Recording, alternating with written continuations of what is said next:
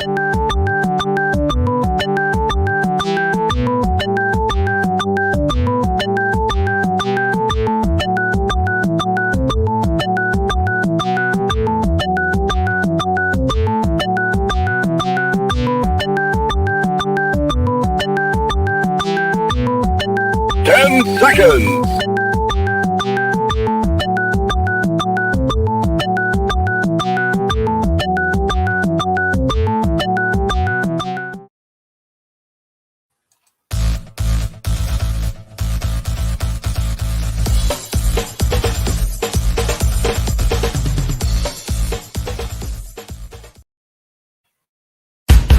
Welcome to Comic Book Spectrum, a Rising Tide Broadcast Network production. Get ready to explore the world of comics, past, present, and future, with our panelists Eric Hawkins, Brian Rodman, and Clyde Hall. And now here's your host, Brian K. Morris. And good evening, everyone. How the heck are you? Welcome to the Thursday, October 14th, 2021. Almost said 1921. Why am I going back to the previous pandemic? We aren't even out of the first one yet. Anyway, if you're watching us live, we appreciate your being here and welcome your conversation. And if you're watching us on the rerun, put a comment down below. We'll try to answer your comments if you don't mind.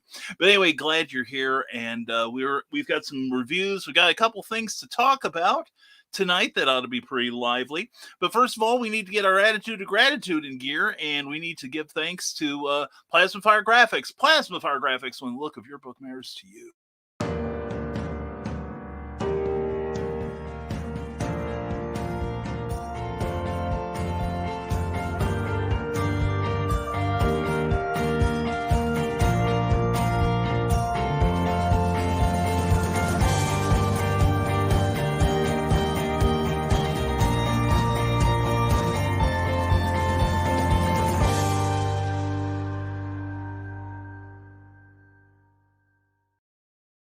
When you've taken that story of yours from a plot skeleton and put the bone and put all the muscles and the nerves and everything on, so it's fully formed except for the flesh on the outside, you definitely want to call Jeffrey Hayes and Plasma Fire Graphics. Yes, we're getting into that Halloween mood already.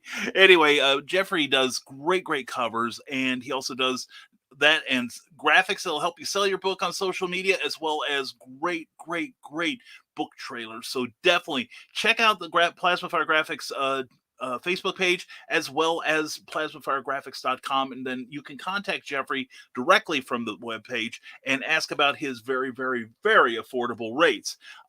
You will like what you see. I know I do.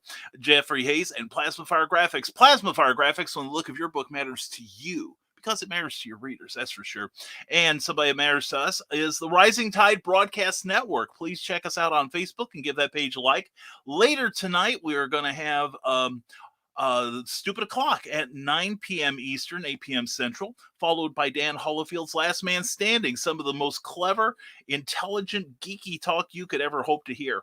And I bet they're going to say something about that, about Captain Kirk going up into space about a couple hundred years before he was born. I don't know how that works. Also, don't forget, every morning I have my new daily show, BK Minutes, where we teach you how to maybe level up your creative game, maybe even get you out of the starting blocks too. That'd be cool.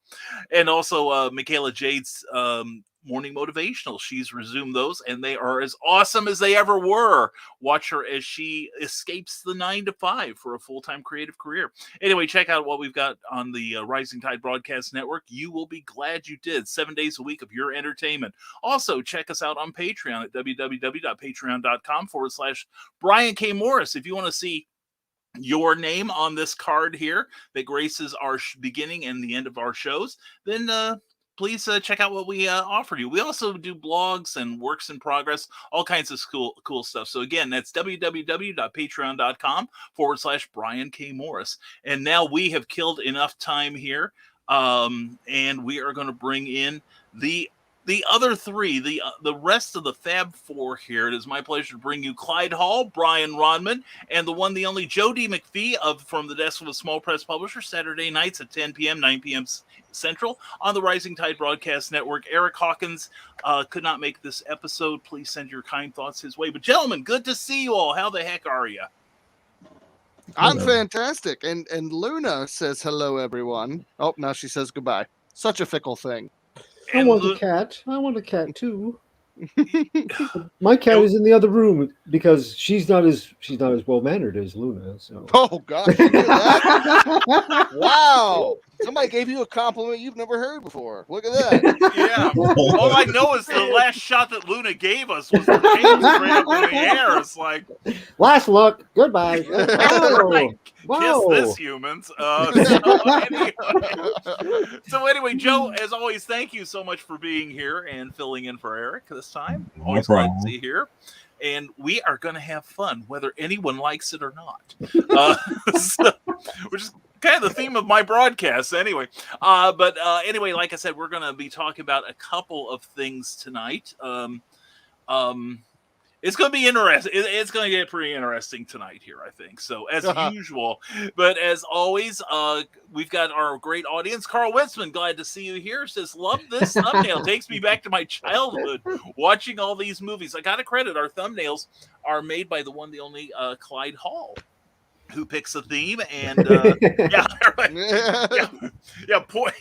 at the man and tell him what he did to us. But anyway, no, he does these wonderful thumbnails for our broadcasts, and every week is a real treasure. So publicly, thank you very much, Clyde. Appreciate you're welcome. I'm glad I can find something because sometimes it's hard to find anything like. These are all giant creatures. The ones this week are stop motion animation giants or colossal man giants, and for the Halloween season. But there are some weeks where I'm going, wow, this would be a really cool thing. Oh no, they won't want to be that guy. Or just know, whoever you ever pick for me, I'm always up for it. It doesn't matter. Yeah, me too. Me too. Yeah. Here's a theme. Clyde. All those old advertisements from comics, hero of the beach, or count, I can teach you Yubiwaza, make you the deadliest man alive. That sort of thing. Count, that could be your theme one year. I can't think of his name. I should know the name. Count Danko or something like that. I would say like Count Dante or something like that. Deadliest man alive. Yeah. No, that's a great idea. I could do that. I could make it. I could be a sea monkey. That'd be great. Hey, I ordered those sea monkeys when I was about 5. Me too. Yeah, it was my first introduction to true heartbreak. I pretended like I could see them on bicycles and all kinds of stuff. My mom was like, "That's Brian Shrimp," and I'm like, "But look, he's got a hat. He's got glasses. Look, I can see it." Your mom's like, you're a liar. Stop it. And mine turned into something that you wouldn't put on top of a salad. Let's put it that way. These were hideous. It's just like this little pink foam one day, and I'm like, Mom, what's wrong with the shrimp? They don't, like you. I'm just like looking for little smiling creatures riding bicycles and horses and stuff. And she's like, oh, honey, you can't trust everything you read in a comic book. And oh, yeah. I'm still dealing with the trauma. You know what I'm saying? But anyway, Donna Carleen agrees. It's great. Mwah, glad you like it. And Carl loved the Ray Harryhausen films and agreed. They are awesome. And speaking of awesome, there's Ted Davies Artistry. Good to see you, my friend. And yes, great show today. I got to catch up on that. Understand the cigar thing happened. And thanks, bro. You guys made it great. And well, if it has Donna Carleen, I've definitely got to, I'll just stay up late and watch it tonight. And they're just saying, and 10 seconds. Thank you, Joe Dog McKeel, who will be on. I say that in my sleep now. Who will be on later tonight with Stupid O'Clock and Last Man Standing and Muted Just in Time. Thanks, Joe Dog. And what's up, CBS crew? How are you? We are awesome, Ryan. Hope you're doing well. And thank you for your support, Teresa Dunlong. Always glad to see you. And happy to share your Kickstarter link with friends, Brian Rodman. Thanks, man. Yes. I appreciate it, buddy. Yeah, because we will talk about this later in the show, and apparently there is a contingent of people that the efforts of crowdfunding are torquing them off wildly. So, of course, I'm going to be posting every friend I've got. Yeah, me too, yeah. It's like, you don't like it now. Wait till you see what we do. And here we go. Joe Dog McKeel says, I am happy to announce a new Lord has been born unto the world. She is destined to rule it. Yep, my grandbaby is here. I have to get her into writing. She has the perfect name, Be Our Lord. Oh, that's awesome. Yes. That is beautiful. Way to go. Well, Congratulations, Joe. yeah, we'll try not to be a corruptive influence on her. And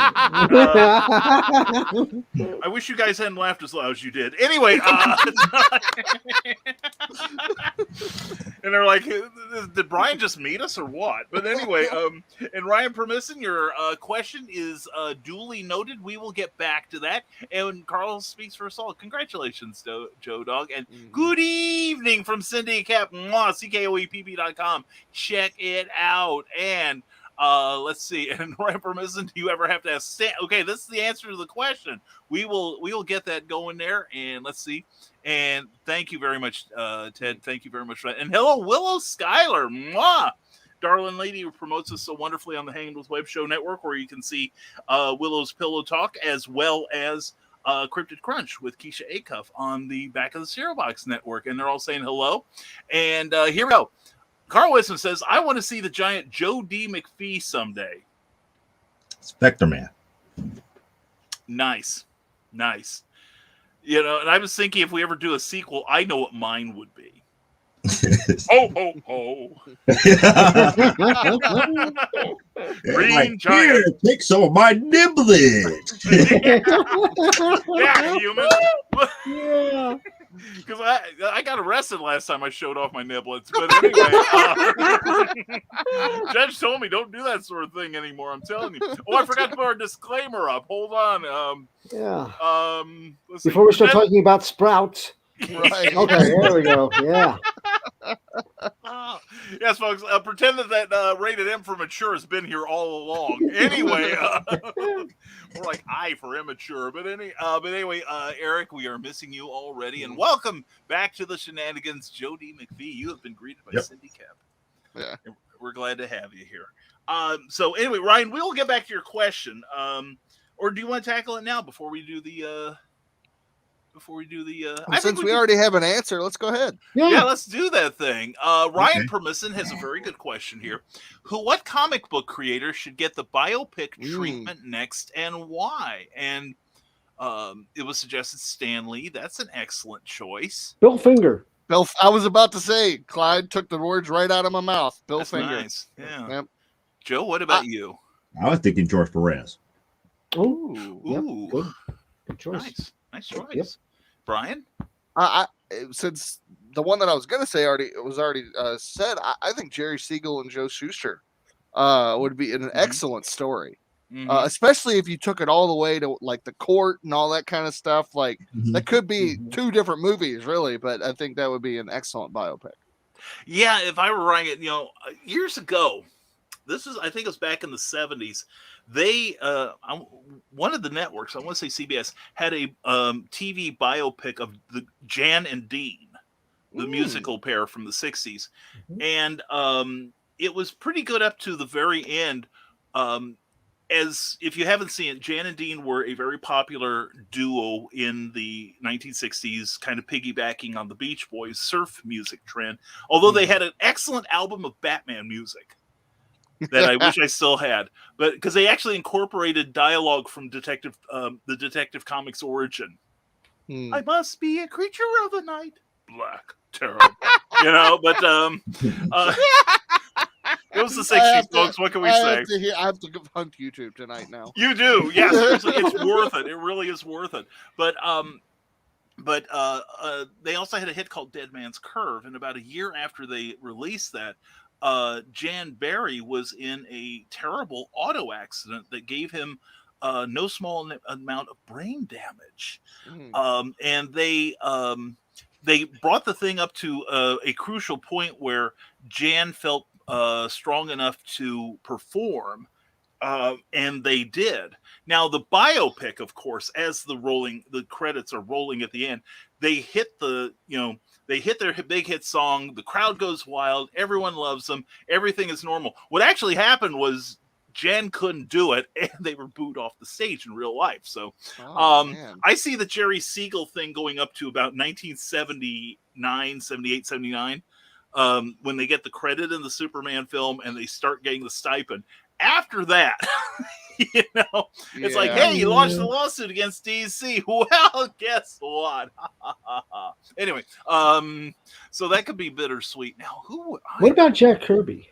I was going to say, what would be very interesting is if you combined Stan Lee and Jack Kirby. Ooh. If there was a movie called Stan and Jack or something like that, and it was all about them individually and then coming together and then they're falling out, and I think that would be a great movie. I could see like a version you filmed them both. I'm sorry? I would name it Timely. Yes. Yeah. Oh, that's beautiful. That's beautiful. Mm-hmm. But no, I that's one I would love to see it filmed simultaneously. Yeah.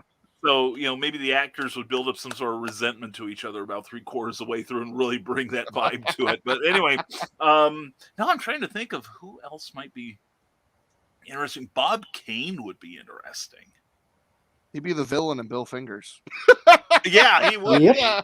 But and I see it also. You could make it sympathetic in that here is this poor man who is insecure and to the point where he is like in constant denial about that yes, I'm the guiding hand behind Batman. I'm the only person that's doing it. Who's this Infantino signing his name to all these stories? Anyway, that sort of thing. I think he's got enough press. I feel strongly that the Bill Finger biopic would be, and having him as a bad guy in it. But I don't know. Bob got a lot of mentions, and his name's out there. Enough. Of course, to the general public, they don't know, but I guess. But still, honestly, I think it would be really cool to tell a biopic of how Image got started. Yeah. Yeah. The juicy drama. I think that'd be fun. And I was thinking Jim Shooter. That would be interesting. That'd be good. Yeah. The rise and fall of Jim Shooter. Yeah. Yeah. And the rise and fall and rise and fall. I mean, he's had more swings. He's had more times at bat than a lot of people actually get in life. Or sorry, I was going to say, or if you really want to get like an Oscar winner for who can play the biggest asshole, do a biopic of Warren Ellis. Ooh, there you go. That's a complicated character to do a biopic of. That's true. That'd be very true. But when you said the biggest asshole, in comics, I'm like, good God, we could spend the next 2 hours trying to guess who that is. For sure. Yeah. There's a lot of competition for that title. Oh my goodness, we missed a big one. Will Eisner. Oh, yeah. Yep. Mm-hmm. That would be perfect. The man who perfectly changed the game. That's true. That is a super idea. That really is. I like that. So, anyone who on the audience, who would you like to see a biopic of, aside from Clyde Hall? Anyway, they said a biopic, not a comedy. It could be a comedy biopic. There you go. Mine would be a silent film with hand cranking. If Ted Davies' artistry has fallen in love with the idea of niblets, I'm hoping Sarah doesn't see that, or else we're going to have that in peonies for the rest of the evening. Oh no! And Donna Carly says, "Then there go the rails." Yep. I know. Here we go. Here's some people that would be interesting. You could do Marie Severin or the Severin family. Ooh, right. Yeah. You could do, and she went from EC Comics. I mean, she's a lot of experience from different companies, and the years that her career covered would be, I think, interesting. I don't know very much about Ramona Fredon.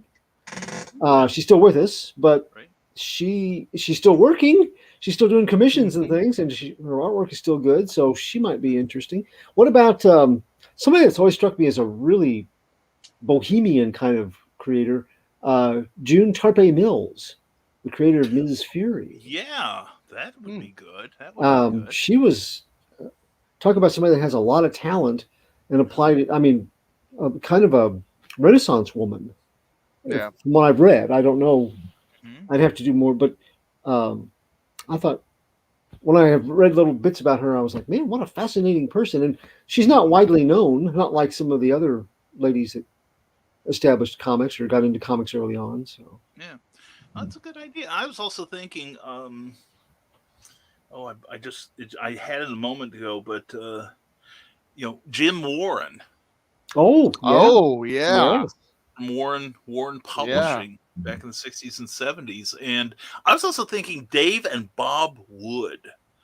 Now, it's not a really wide-known pair of names, but Dave Wood worked for DC and some of the other companies. His brother Bob, he worked with Charles Bureau, I think it was, at Lev Gleason on Crime Does Not Pay, which at one point after World War II was the biggest selling comic book in America, and also helped kick off like the Kievover Senate hearings in the 50s about comic books.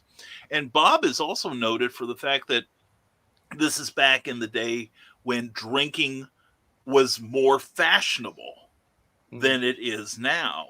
And he and his lady friend checked into a New York City hotel on a Friday. On Monday, he came stumbling through the front door, ran directly into the arms of a pair of policemen, and said, "You've got to go up to my room. I killed her."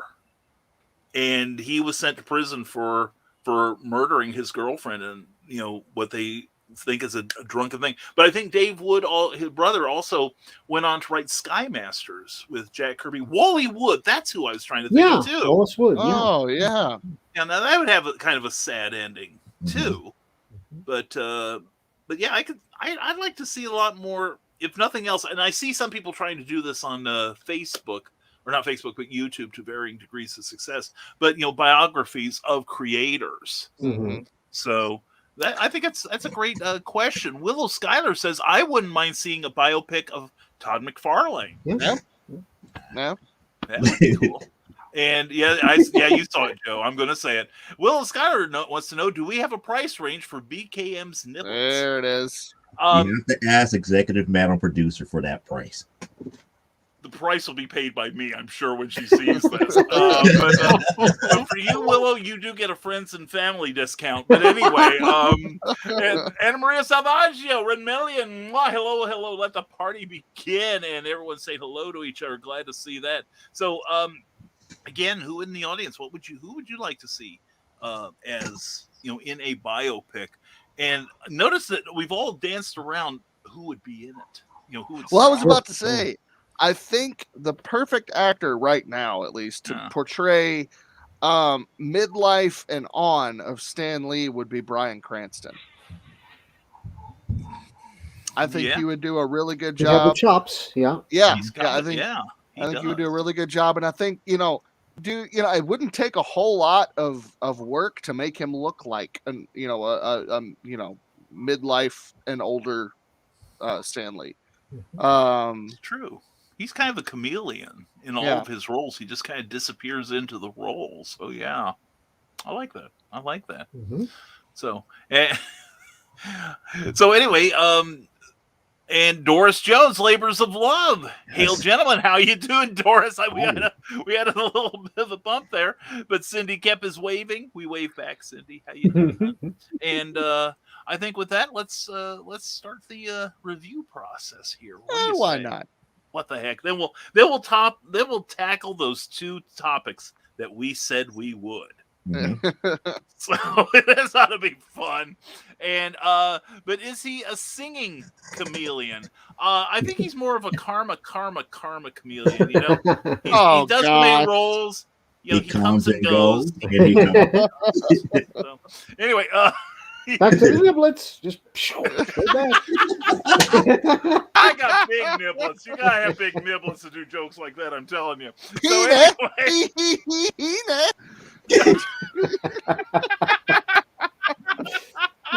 That would just be so messed up if Peter came back and said, "What is it, Mr. Morris?" I've got a lot to answer for, Joe. That's all there is to it. And Vermillion, you can hear him slapping yourself. So anyway, yeah, you showed up just in time, man, Maria. Anyway, let's start our usual order here. How about Brian Rodman? Let's Lead do it. us off with a review, and I'm looking forward to this. This is going to be a different kind of review here. Yeah. Before we do that, I showed Clyde earlier. I have to show off a super cool addition to my art studio that will be up all year round. Check this out. It is it's like the old 3D wall art that you had at Halloween. Retro A Go Go. If you're watching this, please sponsor Brian K. Morris. Please. Yes, that'd be great. They have a ton of old retro Halloween decorations that they sell all year round. And the cool thing about this is supposedly the scratch and scuff section, so it's heavily discounted. I can see maybe one. There's maybe one or two scuffs, but it just adds to it because it's supposed to be retro. So it looks really cool. It comes with a little string that you can hang from the ceiling if you want to look super fancy. But yeah, I love this thing. It is so cool. It arrived in the mail today, and I just wanted to show it off. And that's at retroagogo.com. Wrote it down. Indeed. A lot of fun. And I can't wait to see Luna trying to kill that thing to save Oh, her. it was funny. So she didn't know what to do with it when I first brought her in here, and she saw it. She just kind of stopped and was like, "You ready? I can throw hands." She was ready, man. Like she was so ready. But no, yeah. So this week, I didn't even know this was coming up. I didn't know this was happening, but DC Comics is doing their own horror line because they got rid of Vertigo, which was usually where stories like the one I'm about to review would usually go. But this, I picked up Soul Plumber, and it is, as far as I know, standalone. I don't think it is, has anything to do with the DC universe that I'm aware of. And it is a true horror tale. So we'll start off with the credits. The concept is by Marcus Parks, Henry Zabrowski, and Ben Kissel. Written by Marcus Parks and Henry Zabrowski. Pencils are by John McCree and PJ Holden. Inks are by John McCree. Colors are by Mike Spicer. Letters are Becca Carey. This cover was by John McCree and Spicer, both of them. And then we got just some other minuscule credits. But I do want to say, a lot of times here recently, when I'm reading a DC or Marvel book, I feel like most of the book is just ads. There are ads in this because, that's how they do things, but there aren't as many as I have been seeing. So that is something to take notice of. I really like that. DC, if somehow you're watching this, also sponsor Brian K. Morris, because my goodness, he keeps you in business. But but also because good on you, because I'm glad that there's not as many ads as normal. First of all, I love the artwork on this. It's about the main character is kind of this really awkward, super religious, and we'll get into more of that in just a minute, but very blindly religious individual comes across as someone that doesn't have a very high IQ, and was kicked out of seminary. You read in the first few pages. Seminary didn't work out, as he says, and so he ends up working at a gas station. But the whole time he is dead set on being, no matter where he is, he's bringing the kingdom of God with him wherever he goes. He says in the book, he actually says, I can make heaven out of anywhere that I am. And in some way, his blind faith is very problematic. But it is also endearing. I can say instantly I felt for the guy. I felt sorry for him, because you can tell he's just not all there, on some level. And unfortunately, when it comes to blind faith type people, he runs into someone who is taking advantage of those types of people. And this man runs a con, essentially, called Soul Plumbers. You see his van all decked out in just all god awful decor. And he invites, he kind of sees that this gas station guy is a sucker, and so he invites him to come to the presentation that he's going to give the next day. And I mean, immediately I'm getting like crazy televangelist, and you're supposed to. You're getting like crazy televangelist vibes from the when the guys, the light comes on him on stage at the presentation the next day, especially because suddenly he was bald at the gas station and suddenly now he has hair. And I mean, look at that. It's a miracle. It's a miracle. That's a little subtle for my taste. And he wheels out on stage this man who is possessed, and of course,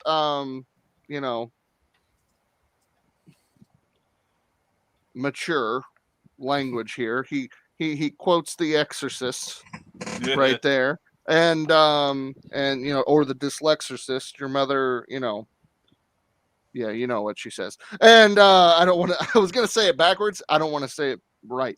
But anyway, so he goes through and they bring out, the showman says, oh, this poor man is possessed by a demon, and you just can't always be everywhere.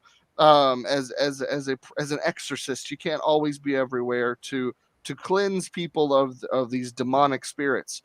So they've brought out a machine to do it for them that they can start selling, and it's called the Spirit Plunger. Which is so stupid. And there's this whole dramatic scene where he essentially creates a portal inside the man's soul and pulls out this ectoplasmic demon that's screaming at him and all that. It's a very interesting show. And of course, the after the show's over, it's very much like a pyramid scheme type thing. He's come and sign up, and you can pay your money and we'll give you the ability to start selling this and doing that. And of course, the plumber or the gas station attendant does not have the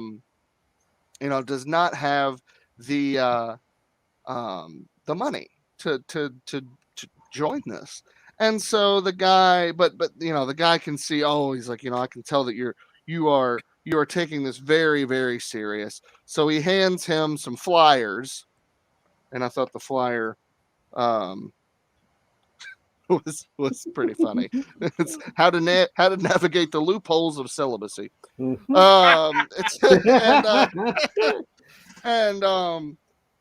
so, but still, this gas station attendant, man, he is he's locked in that this is his calling, is to do this thing and to help people to be rid of their demons. And so he goes, and I don't want to spoil it. He goes and he does something very drastic. And then at the end, it's kind of a cliffhanger. This is an issue 1. It's not a one shot. So it's a cliffhanger that, you'll have to read issue 2 to really find out what happens. But I will say, as a story, it's very good. As the art is very good. It is very well written. All the characters have their own personalities. You really start to kind of feel for the main character. There are some really disgusting type characters in this book that honestly, for me, was a turnoff, a complete and absolute turnoff, to the point where I probably won't get issue 2. But that's not because the book is bad. That's just because this is not for me. If it wasn't as, I usually don't have a problem with vulgarity. I mean, if you've seen other books that I've reviewed, you know that. This crosses the line for me. It's just a little too much. in my opinion. You know, if it was maybe handled a little bit differently, I would go on with the series. I may end up picking it up down the road again just to see what happens. But for now, I've got other books I want to pay attention to, and this is probably not going to go on my pull list. However, again, not because it's a bad story, not because it's a bad book. I do think the book itself, you know, stepping out of kind of my own personal perspective, it's good. And I really would, you know, if it's saying all the things I've said, if you still want to give it a shot, I totally think you should, because this is absolutely good material for people who, you know, that type of vulgarity doesn't bother you at all. So I can definitely commend it for that. Before I give my rating, though, I do want to say this. It is very interesting to me that this book and shows like, I don't know if you guys have seen it, Midnight Mass, which, by the way, if you haven't watched it, it's very, very good. It's a slow burn. I'm about halfway through it now. But it's very intriguing. Not so much like, it's not your traditional horror story, but it is more so about the message than it really is about. It's about the message and about the characters than it is about the plot. It has a plot, and the plot is good. The story is good, but it's very character driven and it's very message oriented. And in many ways, the same message is being told here. Both are warnings about blind faith, blindly following someone or something, be it religion, be it politics, be it whatever. It is a warning and an encouragement, really, at the same time, to know why you believe what you believe. I've said it here before. I've said it here at other places as well. These stories are perfect signposts to point you in that direction. No matter what worldview you have, you need to challenge it, you know, as best you can. And you need to research as much as you can about why you believe what you believe, because there's always going to be people like this con artist in this book that's going to try to come and take advantage of people that don't really understand the context of their belief system. They don't understand, they don't know how to work through, you know, really the meat of their own worldview. And that can be very, very dangerous. And we've seen it time and time again in history. And I think it's a perfect warning and signpost of an encouragement to understand your belief system very well and understand others as well. You know, to absolutely embrace an open mind of at least gaining knowledge of other people's perspectives and worldviews. So at the very least, you can you know, understand where other people are coming from, and you can have a better idea of where you stand and why you stand there. So that's enough of that. But I think the messages that are in Midnight Mass and in this are a great commentary on that topic. So rating, I give this issue, Soul Plumber #1, I would give it an 8 out of 10. Again, it's not necessarily for me, just because a couple of characters that I'm pretty sure are going to be main characters are just they're obnoxious. I think this is a better term. They're obnoxiously vulgar. It's not so much because I look at, like, there's vulgarity, and then there's like Seth Rogen vulgarity. And I'm not a fan of Seth Rogen vulgarity. It's like the movie Sausage Party, right? If anybody's seen that, I think it's so obnoxious and so stupid. It's vulgarity for just vulgarity's sake. It's not needed. And, you know, one could argue that it's needed to show these characters in a proper way. And hey, I'm cool with that. That's fine. Like I said, just wasn't for me. But overall, story's great. Artwork's phenomenal. Fits the story very well. I give it a solid 8 out of 10.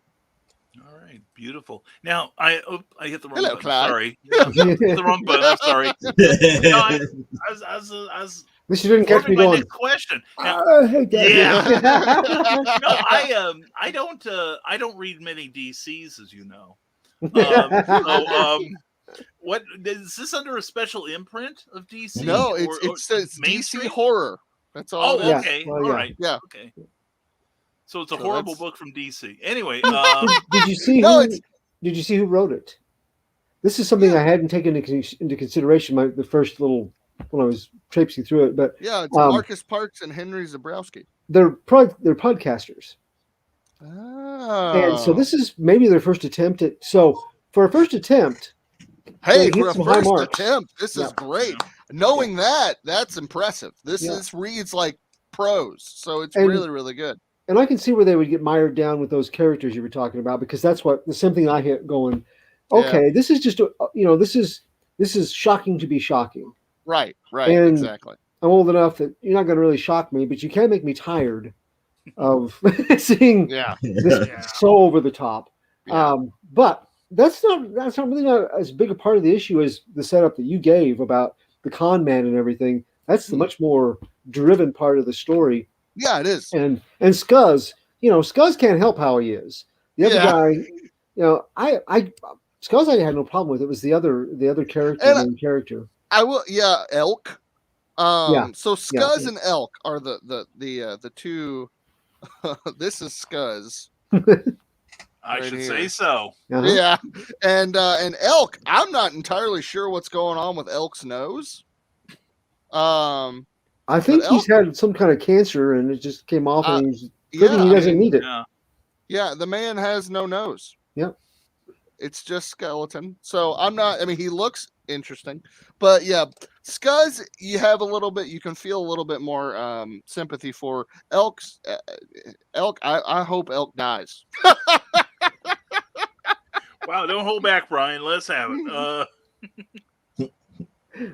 Wow. Okay, well, on that cheerful note. No, Elk is everything I hate about obnoxious vulgarity. Embodied in one character. And luckily he's only in it a short time. It's not a big part. Yeah, he's not in it very much. He's in it at the beginning, he's in it at the very end. So okay, that's cool. Thank you very much, Brian. And we've got some comments here, and apparently in reference to my joke, yep, it's a Brian show. Thanks, Anna. And super cool sign, Brian. Yep. Thank you, madam. And hello to you, Tommy Sharp. Good to have you here. And Renmelian says, I understand the ads, but it takes away from the comic. That's one thing I've noticed. That when let's take, an average DC. Oh, look, you found out what I'm going to be talking about, But, you see the ads are kind of dispersed through the book. Mm. And I'm used to that. But like with Blue Flame, for instance, from Vault, they're all crammed into the back of the book. Yeah. And I kind of read that and think, I almost feel like, and I do the page count and everything, and it's the right number of pages, but I feel like almost like they're shorting me some pages in it.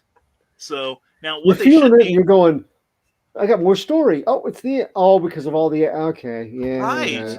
Yeah, but something like this, there's except for like some self promo for this book, there's no ads in here. And I will say I am proud of DC this week. They actually had on the inside front cover a for Rue Morgue and not a DC or Warner's related product. Yeah, I saw that. I had the same thing in Soul Plumber. It's on, right here. Mm-hmm. Yeah, so I think it was in everything I got this week. And I remember last week was for the magazine. This one seems to also be for their YouTube channel.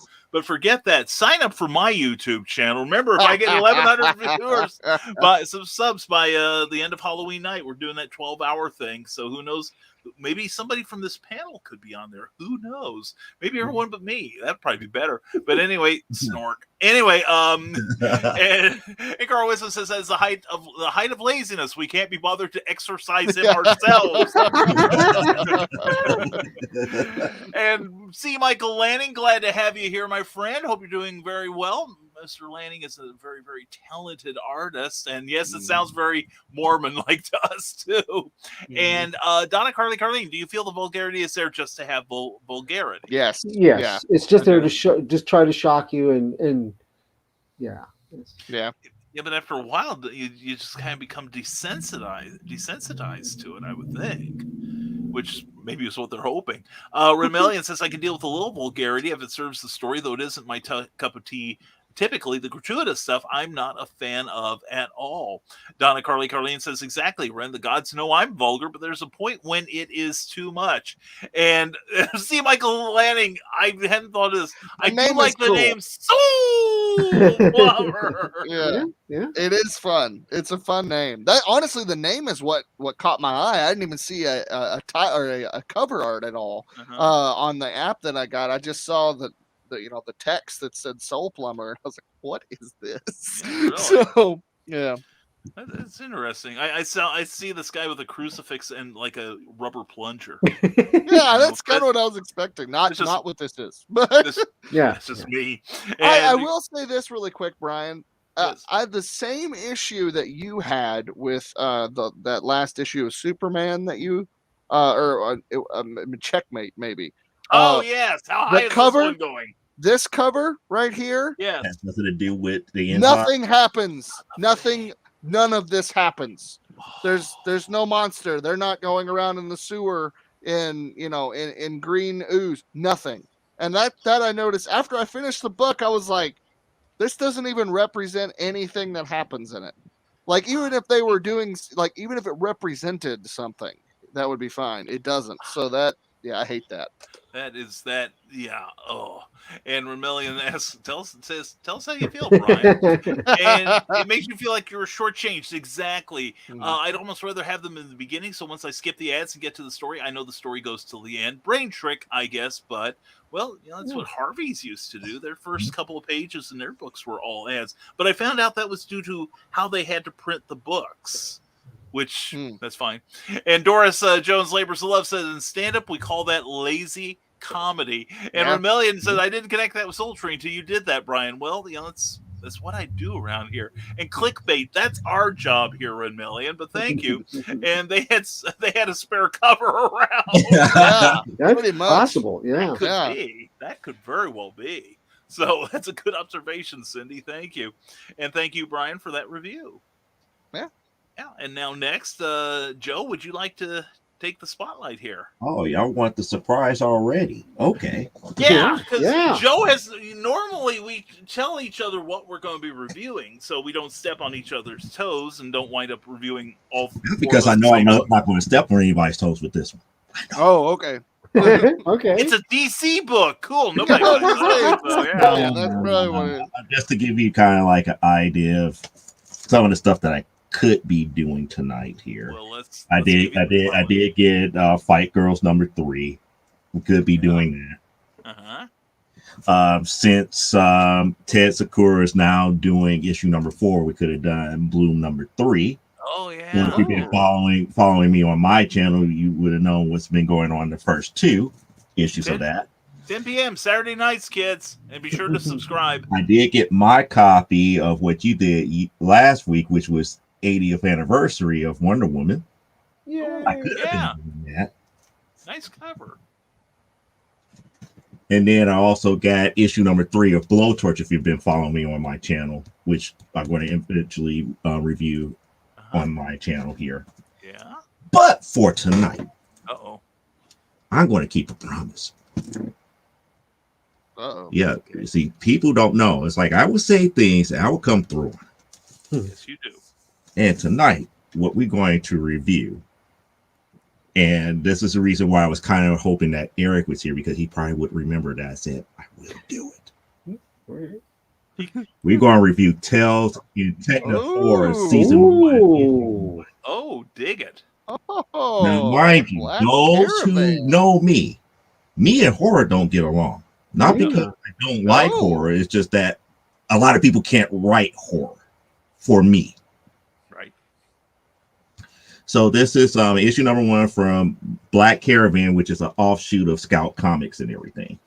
Okay. The writer of this here is Kyan Taghan. Last name is Taghan, just in case you are, marking it off on your scorecard. It is drawn by Christian DeBari, colored by Simon Gaw, and edited by Sean French from Scout Comics here. Okay.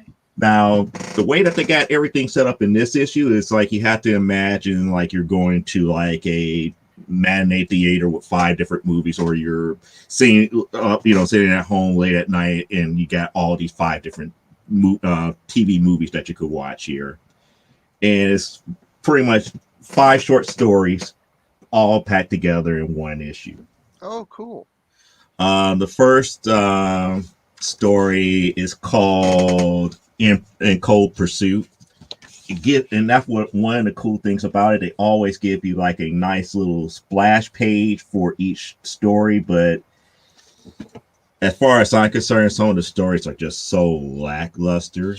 And the first story, In Cold Pursuit, is pretty much about a deep sea diver in this one area of the deep that have never been truly, mapped out and discovered and everything. And he's just in his own mind talking about what things that he could find out, what truths have never been found out and everything. And then this overly large fish comes out of nowhere and everything and starts chasing him. And he's deep in thought about all the different things that he could have discovered if he doesn't get away from. And then all of a sudden he noticed that fish stops and then turns around and he's like, that's strange. What, it's like, that just doesn't make any sense. Why would he just turn around and go away? And then you get the end scene of there was something bigger that could eat him. There's always a bigger fish. Right. So that was the end of the first story. So the second story goes right into what we always talk about all the time, imposter syndrome. Oh, nice. Yeah. Now, imposter syndrome is about a astronaut who lands on this planet, and he was up here kind of like surveying, he on his scanners, he's seeing like all these people and everything, but there's nothing really there in front of him. He looks to the soil and everything, and he noticed that it's like, oh, there's a little bitty creature. How ironic and everything. So, he's up here and thought, and then all of a sudden here comes more and more and more and more. And then it forms like this one being in front of him. And the being starts mimicking everything that he does until he touches it. And as soon as he touches it, his hand explodes in blood. And then they, invade his body and everything. And eventually they take over his mind. And then he sees what is actually in front of him, that there is almost like a parasite-like city that's there. Oh, wow. So now we get into the third story, which is Roots of Evil. Now, this one is the more interesting story out of the 5. And got close to what I would consider almost horror. So pretty much it starts off with narration about this one woman who's up in the shower and she's worrying about what she's turning into. She's up here thinking about what she actually came across while she was in the walk in the woods. It's like she came across this one weird tree. She was up here clearing out her mind. The tree was calling out to her. She touched the tree and all of the sap got into her. And she's up here. It's like, why is it not coming off of me? It's like it's sinking deeper and deeper into my skin and all this other stuff. And she's just not feeling great while she's in the shower. So her boyfriend and somebody else that's in the place with them was up here. It's like, why is she making all this noise up in the shower? They go and check on her and everything. And she starts to turn. And she starts to turn into this tree-like creature and everything right there in front of them, and it's pretty much, now I am 100% nature, and she ends up killing them right there. That's awesome. And now, she is now this newfound creature, which they really didn't give a name to here. Which brings us right into story number 4. 1,000 teeth. It can't be a horror story without a gator. So pretty much story number 4 is exactly that. It's like all these people, up in the swamp. Yeah, we're going to try to find 1,000 tooth. Yeah, we're going to prove that. We're going to prove that this myth doesn't even exist, and blah blah blah blah blah blah blah. So they're out here, and all of a sudden they get attacked by all of these extra large gators. So all the gators are, surrounding them, attacking them. Pretty much killed most of them. One actually got away. So she's thinking, it's like, okay, fine. At least I could get out and find a way to get out and whatnot. She keeps going. And then she noticed that all the other gators turned around, stop and turned around. And she was like, what? She found 1,000 tooth. Ooh. Uh-oh. And then she said, damn it. Appropriate. Only one way out of this. I gotta kill myself. No gators killing me. And it pretty much ends with 1,000 tooth eating her, but we don't know if she shot herself first. Oh, okay. Now, the last story, Unsafe, was the weirdest story that I read out of all of this. And what that was about is a cat burglar breaks into this one apartment and whatnot, about to open up this safe, and he successfully opens it up. And when he opens it up, he sees like this one portrait inside. It was a living portrait. So the portrait then, does his thing and manifests itself. And it turns out that that portrait is a gateway to the underworld. And the being comes out through it, pretty much kills him in kind of gory fashion. Not impressed by it, by the way. And then he had his soul soliloquy and all this other stuff, and saying that it's like, welcome to the underworld and all this other stuff, thank you for your fresh screams and everything to that magnitude. It was so refreshing, blah, blah, blah, blah, blah, blah, blah. And then the issue ends up with a couple of pinups of different creatures that they want, and an advertisement in the back cover talking about the techno horror method and whatnot. Overall, this is why I don't care for horror books. Reason I don't care for horror books all that much, because nothing really talked about lore. Nothing there to make me be like, ooh, let's see, somebody deal with something traumatic, except for that third story.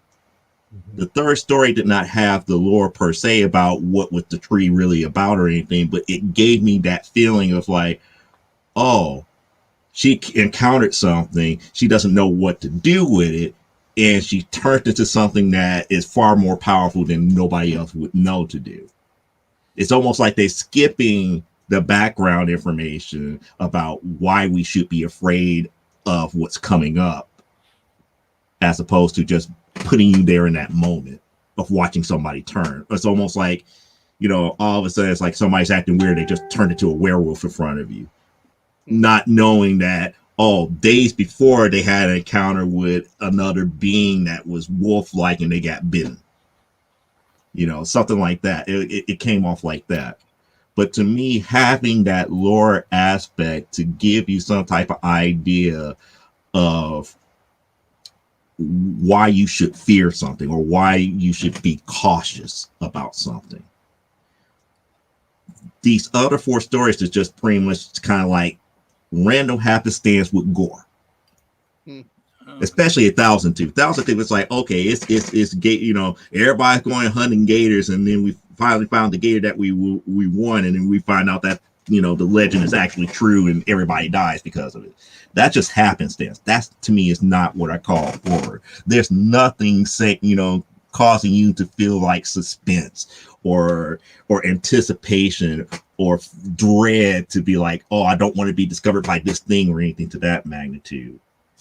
So overall, that's the way I feel about this particular issue here. Is it bad? Does it make me want to throw it? For my personal taste, yeah. If I had to give it a score on my personal taste, this is really like a 1 out of 10. But because it's not based upon my taste, it's based upon how well the book does what it does. I would give it a 6 out of 10. It does give those who like, the gore and blood and just the shock value of somebody dying, it gives you that. But it doesn't give to me what I consider a horror story. It's not giving me that mystery that needs to be figured out, or can we prove that a lore does not exist, or somebody investigating some type of lore that does not exist. We almost got it with the Gator story, but we didn't get it. But it is what it is. Right. So pretty much that's it. And I kind of wish that Eric was here to see it. Yeah. Well, I have to admit, I'm listening to that and, not having read the book, but just following along with your commentary. As a wise man once said, I'm not convinced. That's horror. Because to me, it's like, okay, we're building up. Here's the big creature. Here's the moment of gore. Now on to our next story. It would be the same thing as if you were watching the 1931 Frankenstein, and the minute Colin Clive starts yelling, "It's alive! It's alive!" you end the movie. Yep. To me, I agree with you, Joe, 100%. To me, horror doesn't start at the moments it starts at the moment those stories end. How do people cope with that horror, this odd thing, the thing that, the thousand-toothed alligator? It's like it's all build up, but no payoff, really.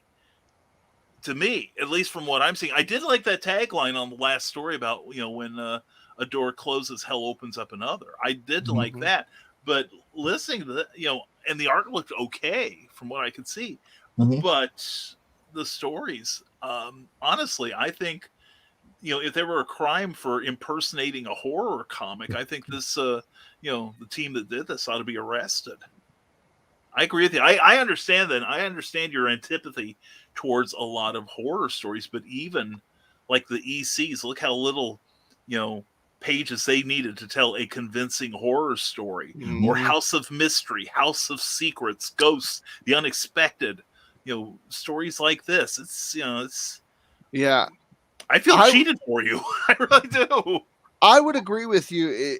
I would still classify that as the horror genre, because horror has subgenres, just like everything else, and there is a place for the gore and all that. It's not really my thing either. I love the spooky lore stuff too. That's where I camp out a lot of times.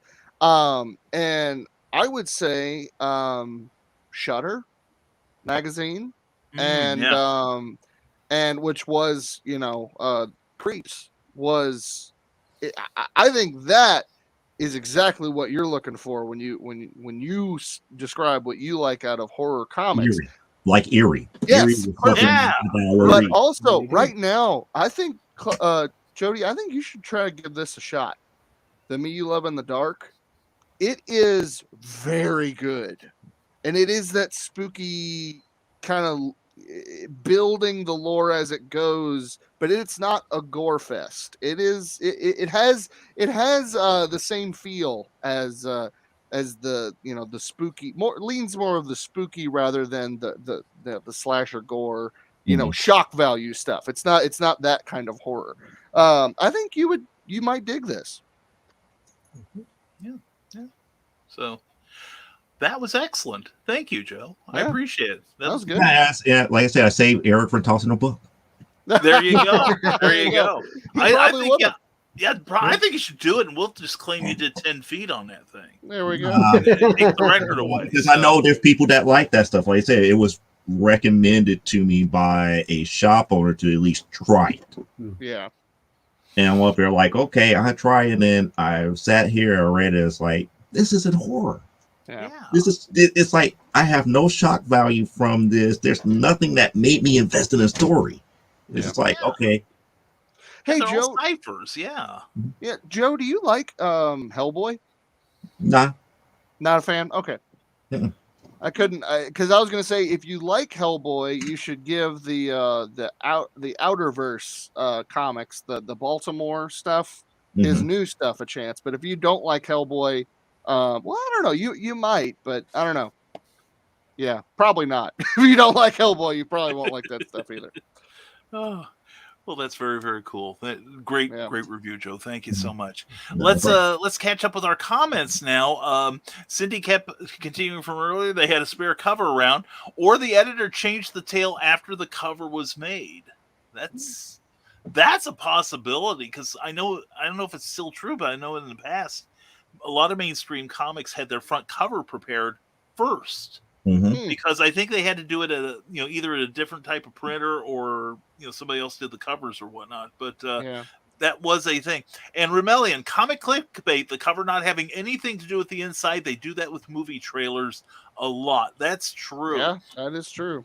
Yeah, and she also loves mini story compilations, and that's never a good when the big bad runs. Yeah, that's your first clue. And she loves a good gator story. She's from Florida. There you go. Yeah, that's true. Unfortunately, we didn't have one to give you. Anyway, and Sarah says, I raced to YouTube for this show. We're glad you made the effort. Mwah, Sarah, glad you're here.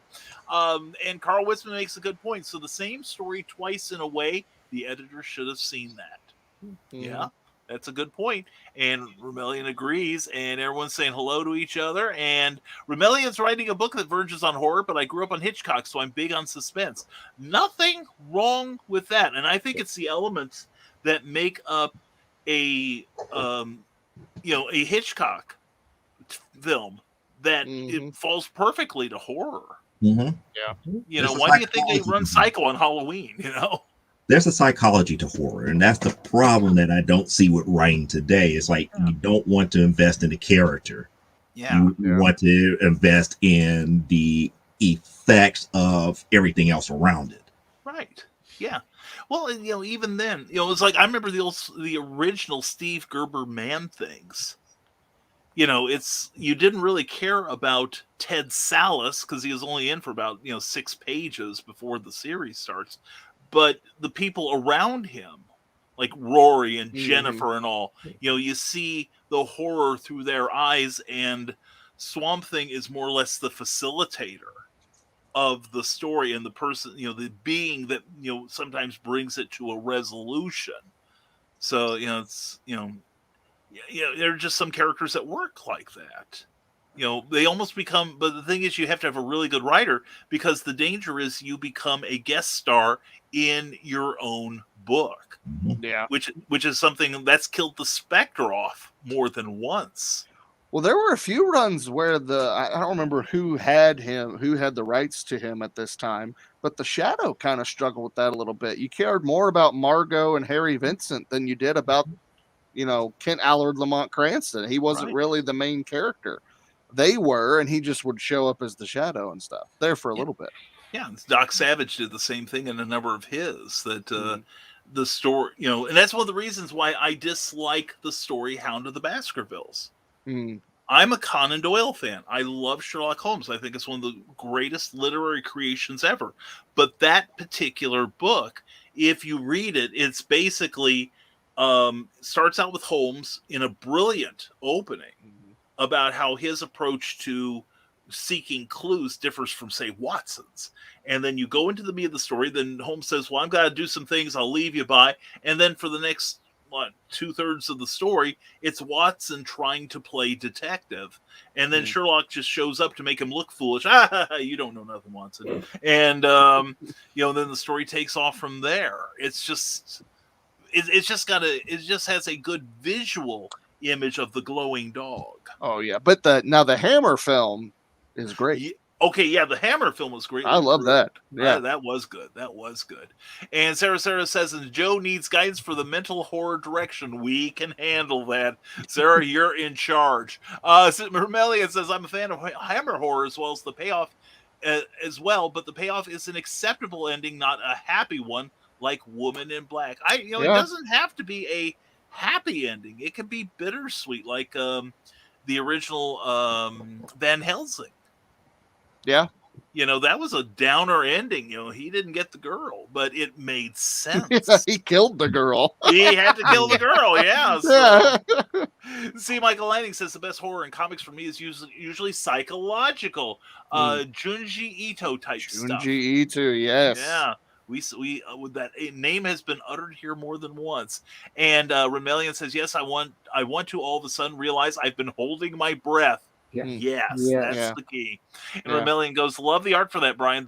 The me you love in the dark. Oh, it's so good. It's such a good book. It's getting a lot of good reviews, and probably for good reason. That's on my I gotta read it soon list. So, and Sarah says, I bombed your phone with today's loot became okay. Sarah has just gone to Midgard Comics in Charleston, Illinois, and cleaned their shelves. So, God bless you, Sarah. And investment is everything. That is true, Ermeli. You've got to get invested in the characters, not just the situation of the stories.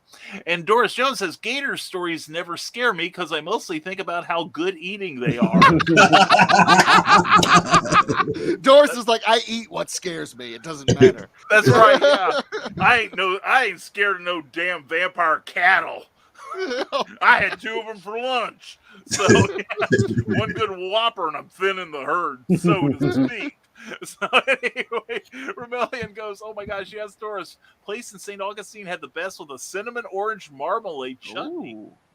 Oh, welcome to food porn. Anyway, I agree with that.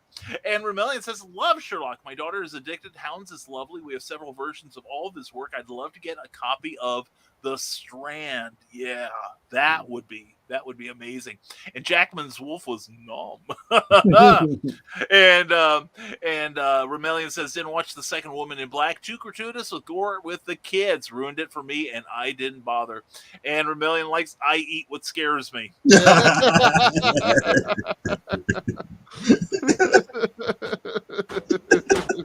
Anyway, moving on. See the rails. See Michael Lanning says vampire cattle extra rare and bloody. That's right. Yeah. It's called getting some of it back. Anyway, so what say I take the next leg of this? Why not? Go ahead. All right. And we're gonna do this pretty quick because we got a good haul this week. We really did. And I know this is gonna shock you. I waited till you guys were sitting down.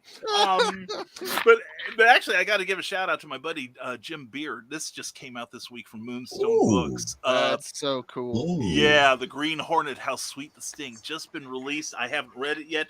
I'm reading another book right now that it's J. Michael Straczynski's book on his new book on writing, not just becoming an author, staying an author. So we may be talking about that on BK Minutes, 7:00 every morning, every day of the week on YouTube. Check it out. Anyway, what we've got here, we've got some good stuff here. Blue and Gold by Dan Jurgens and a guest appearance by Cully Hamner. Haven't seen that name in a while. And in this one, the pair are coping with the fact that Ted Kord has no more money no more. And it's a lot of fun. He got kicked out of the crib, so to speak, last issue, and it continues. This is the 3rd out of 8 issues. Most of what I have today, in fact, all my DCs are limited issues, which annoys me because they are so good, as opposed to that POS that we like to call Checkmate. In fact, wait a second. It's still flying. Wait, did you see that? It circled. It circled. I don't think I have my binoculars here. I think I see it in the far corner of the room. Anyway, a book that keeps getting better and better is this one. This is it's so. I haven't read issue 3 yet. Okay, I won't spoil it for you. I'm not going to tell you about the Joker. Oh no, sorry, he's not in it. But anyway, but no, it is Sam Hamm is just going from strength to strength in this, and it is the movie we've always wanted. Yep. I will say that. I look forward to your review, Brian. And then this one, and I realized this has 30 pages in it. This has 30 pages of story and art. Last issue though, damn it. And it has since the last issue has been out for a month, I don't feel bad giving you spoilers. The Ultra Humanite, one of Superman's basic first supervillain, who could transplant his brain into different bodies. And he's had this monster body for about 30 years. I haven't cared for it. But in the previous issue, he transplanted his brain into the body of Solomon Grundy. Ooh.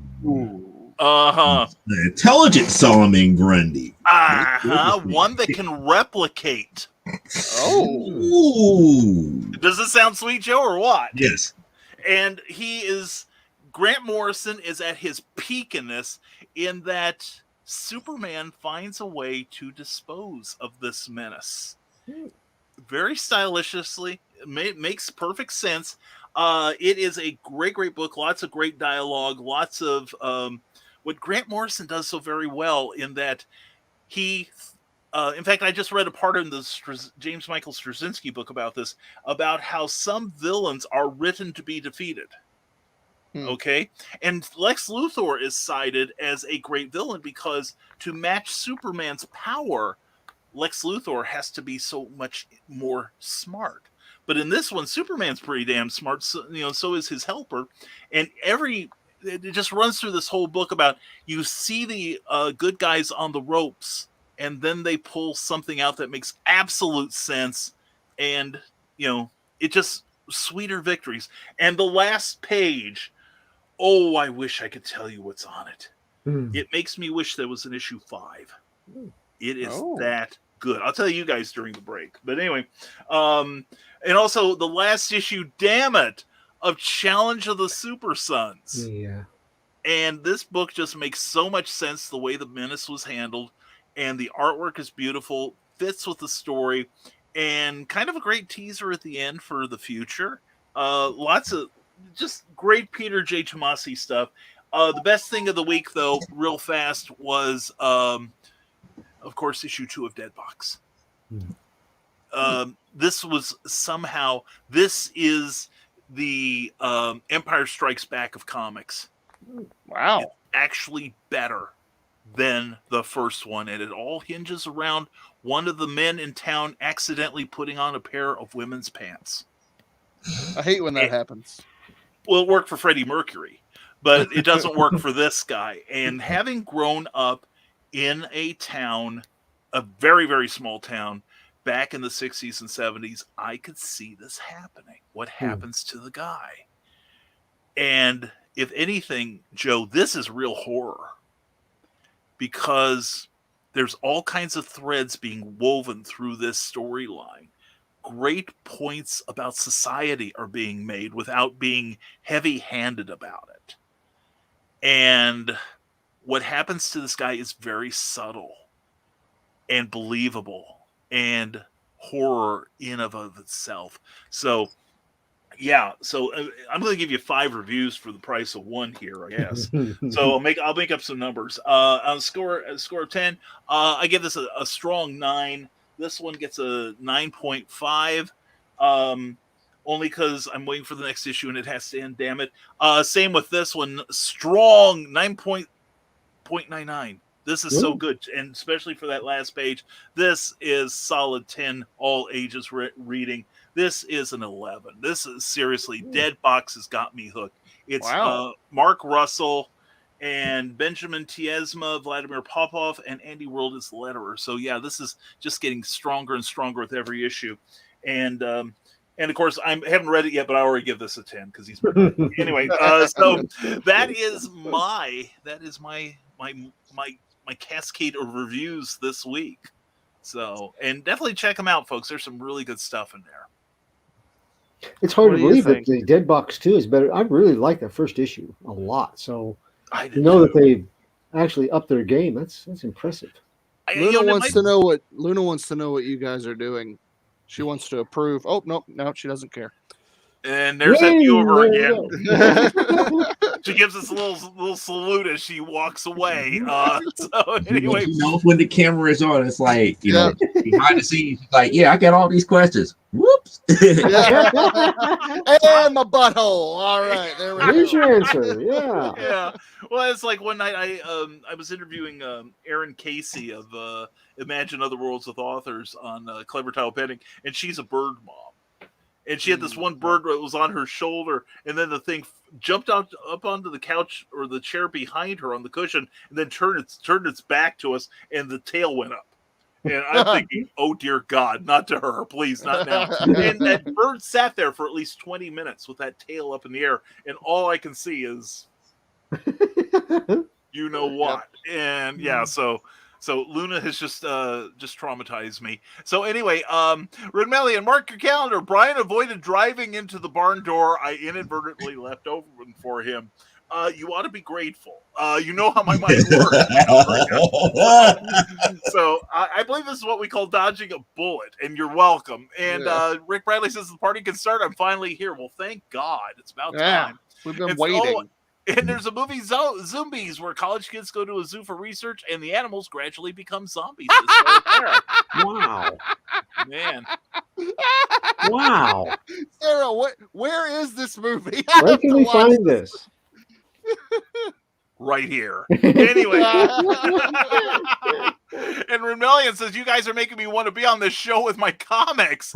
Need I mention Velocipaster? You couldn't pay me to watch it. Yes. It's a trailer. I couldn't get that 2 minutes of my life back. Oh, it's so fun. It's so stupid. It is. If you ever want something just to laugh at, because it knows what it is. And it's so funny. So yeah, I know what I am. And Vermelion, last issue is okay as long as they end it right. I believe it's like the old showbiz thing. You should always be wanting more.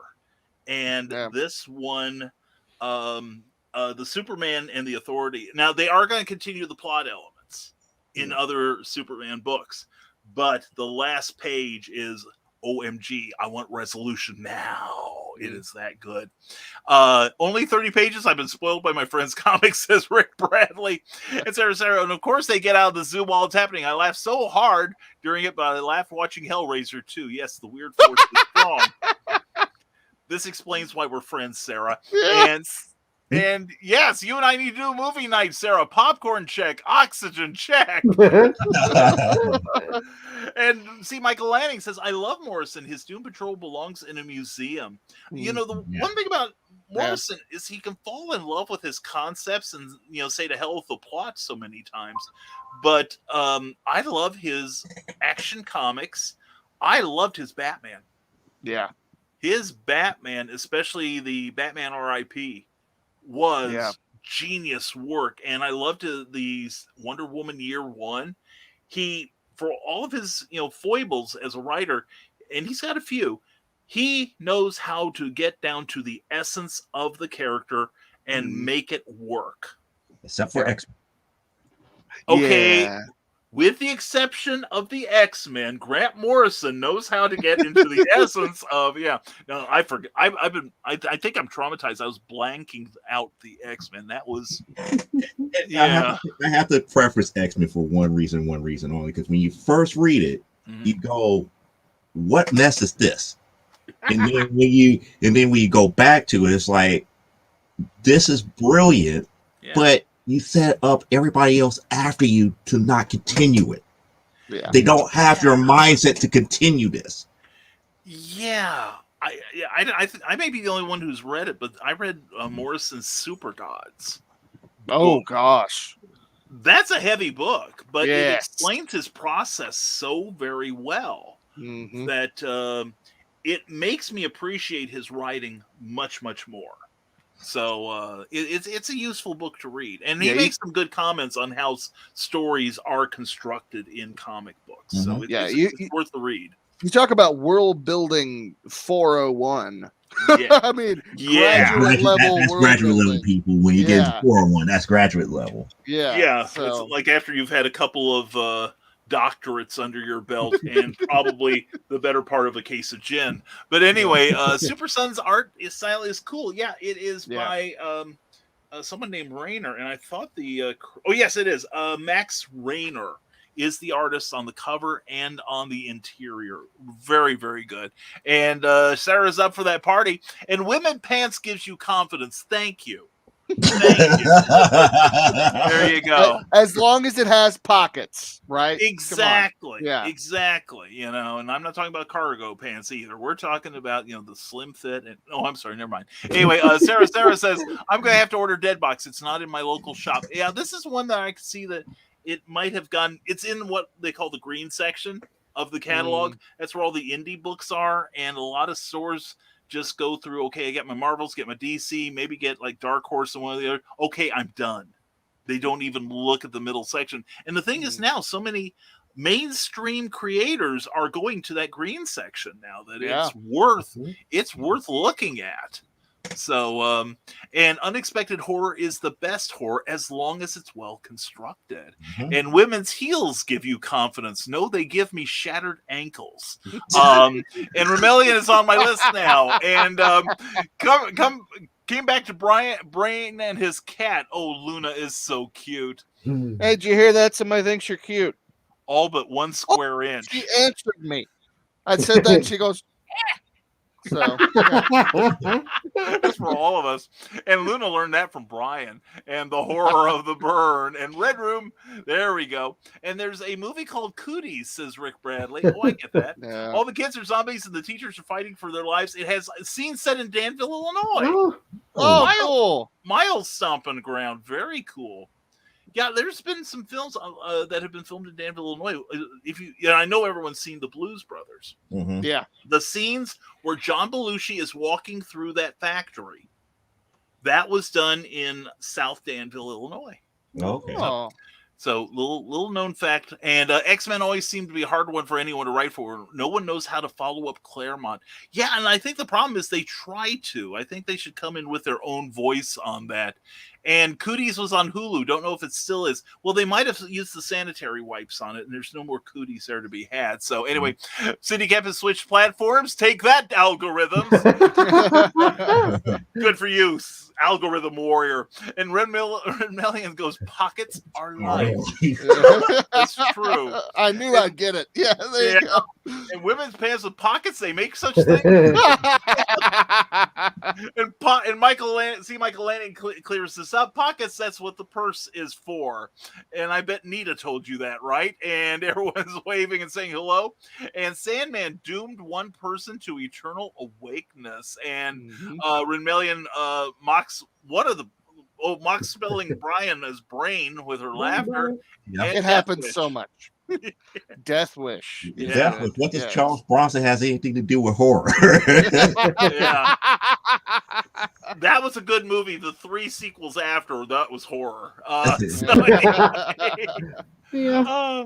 And the purse is because the pants have no pockets, males. So anyway.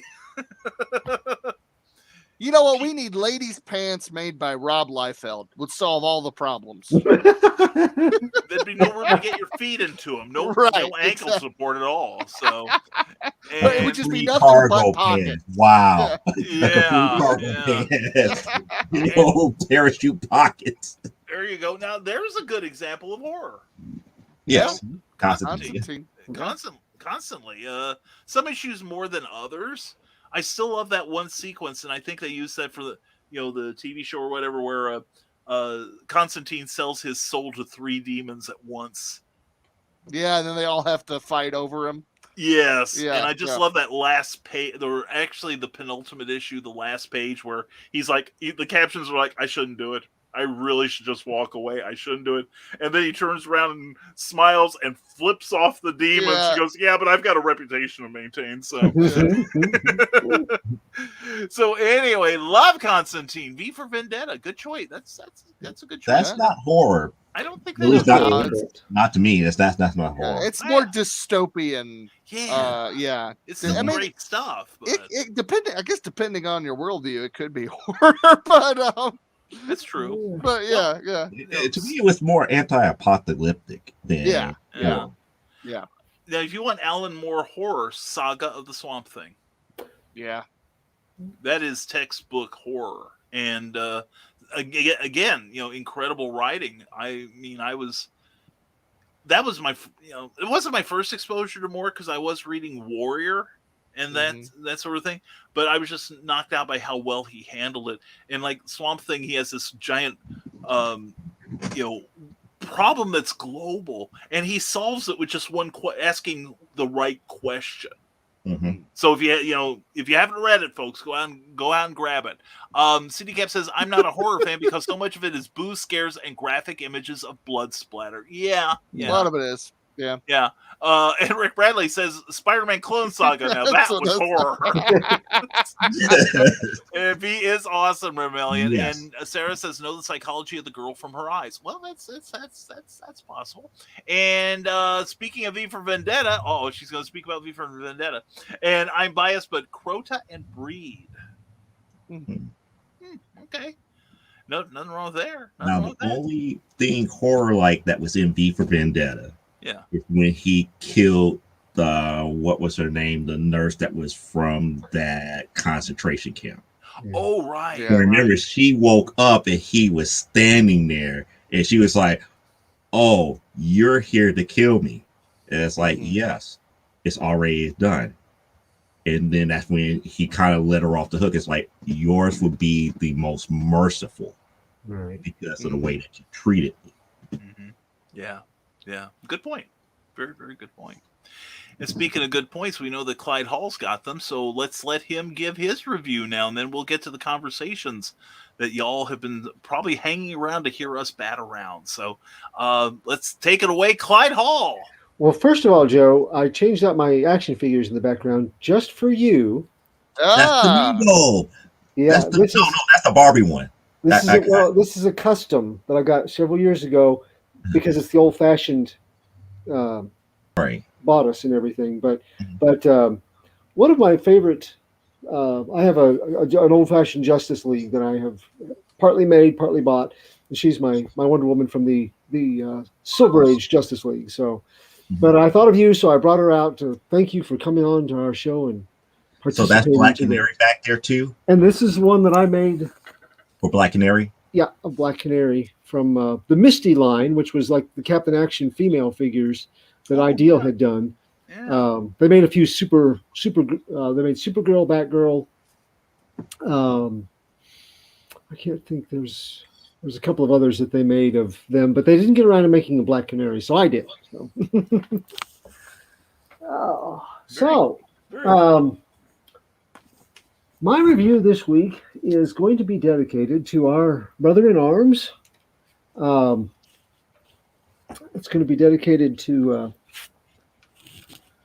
the Hawkins family, but Eric and his brother Brian, because it actually has to do with it's a haunting tale more than a horror tale, and it is centered on the experience of loss. So this is a book that after I read it, it was like a gut punch, and I did something I haven't done since I was a kid. I put it down on a pile of books, and I put stronger books on top of it. I don't know if you've ever done that as a kid. I used to do it with monster comics. If it was a scary monster comic, I would put it down and put several Superman issues on top because I figured, it was a buffer. So it hit me that hard, and I thought about not reviewing it, and then things have happened in the last month that I thought, I should review it. It's good. It's not everybody's cup of tea, but it's very well done. It is a Jeff Lemire book, and he's really coming into, I think, his strongest writing phase. Is quite different than anything I've ever seen him do before. Just like Primordial, I reviewed it a while back. That's a turn to a different style for him, and I like it. It breaks a lot of rules, and I think it would turn some people off, both Primordial and May's book, the way that they are constructed. But I think it's good work, and it shows an artist who is continuing to push the boundaries and push his talent. So May's book number 1 is a Dark Horse comic. It is $5.99, but it's 48 pages. It's written by Jeff Lemire. He also does the art and colors. The letters are by Steve Wands. And the maturity level, I would say it's rated M for mature, not because it is vulgar in any way. I don't know that a child would be able to understand some of where it goes. It's very adult themes as far as the topic of loss. So I don't know that they would enjoy it, but it's a mature kind of a topic for the book. To give you an idea of what we're looking at here, this is the cover. It has a maze theme to it, and most of the issue is almost monochromatic. Lemire is not my favorite artist. I will be very honest about that. But I think he captures the mood that this book is trying to weave, the kind of spell it's trying to put its reader in. It is not a happy-go-lucky book. This is a man that is walking through life and not becoming involved.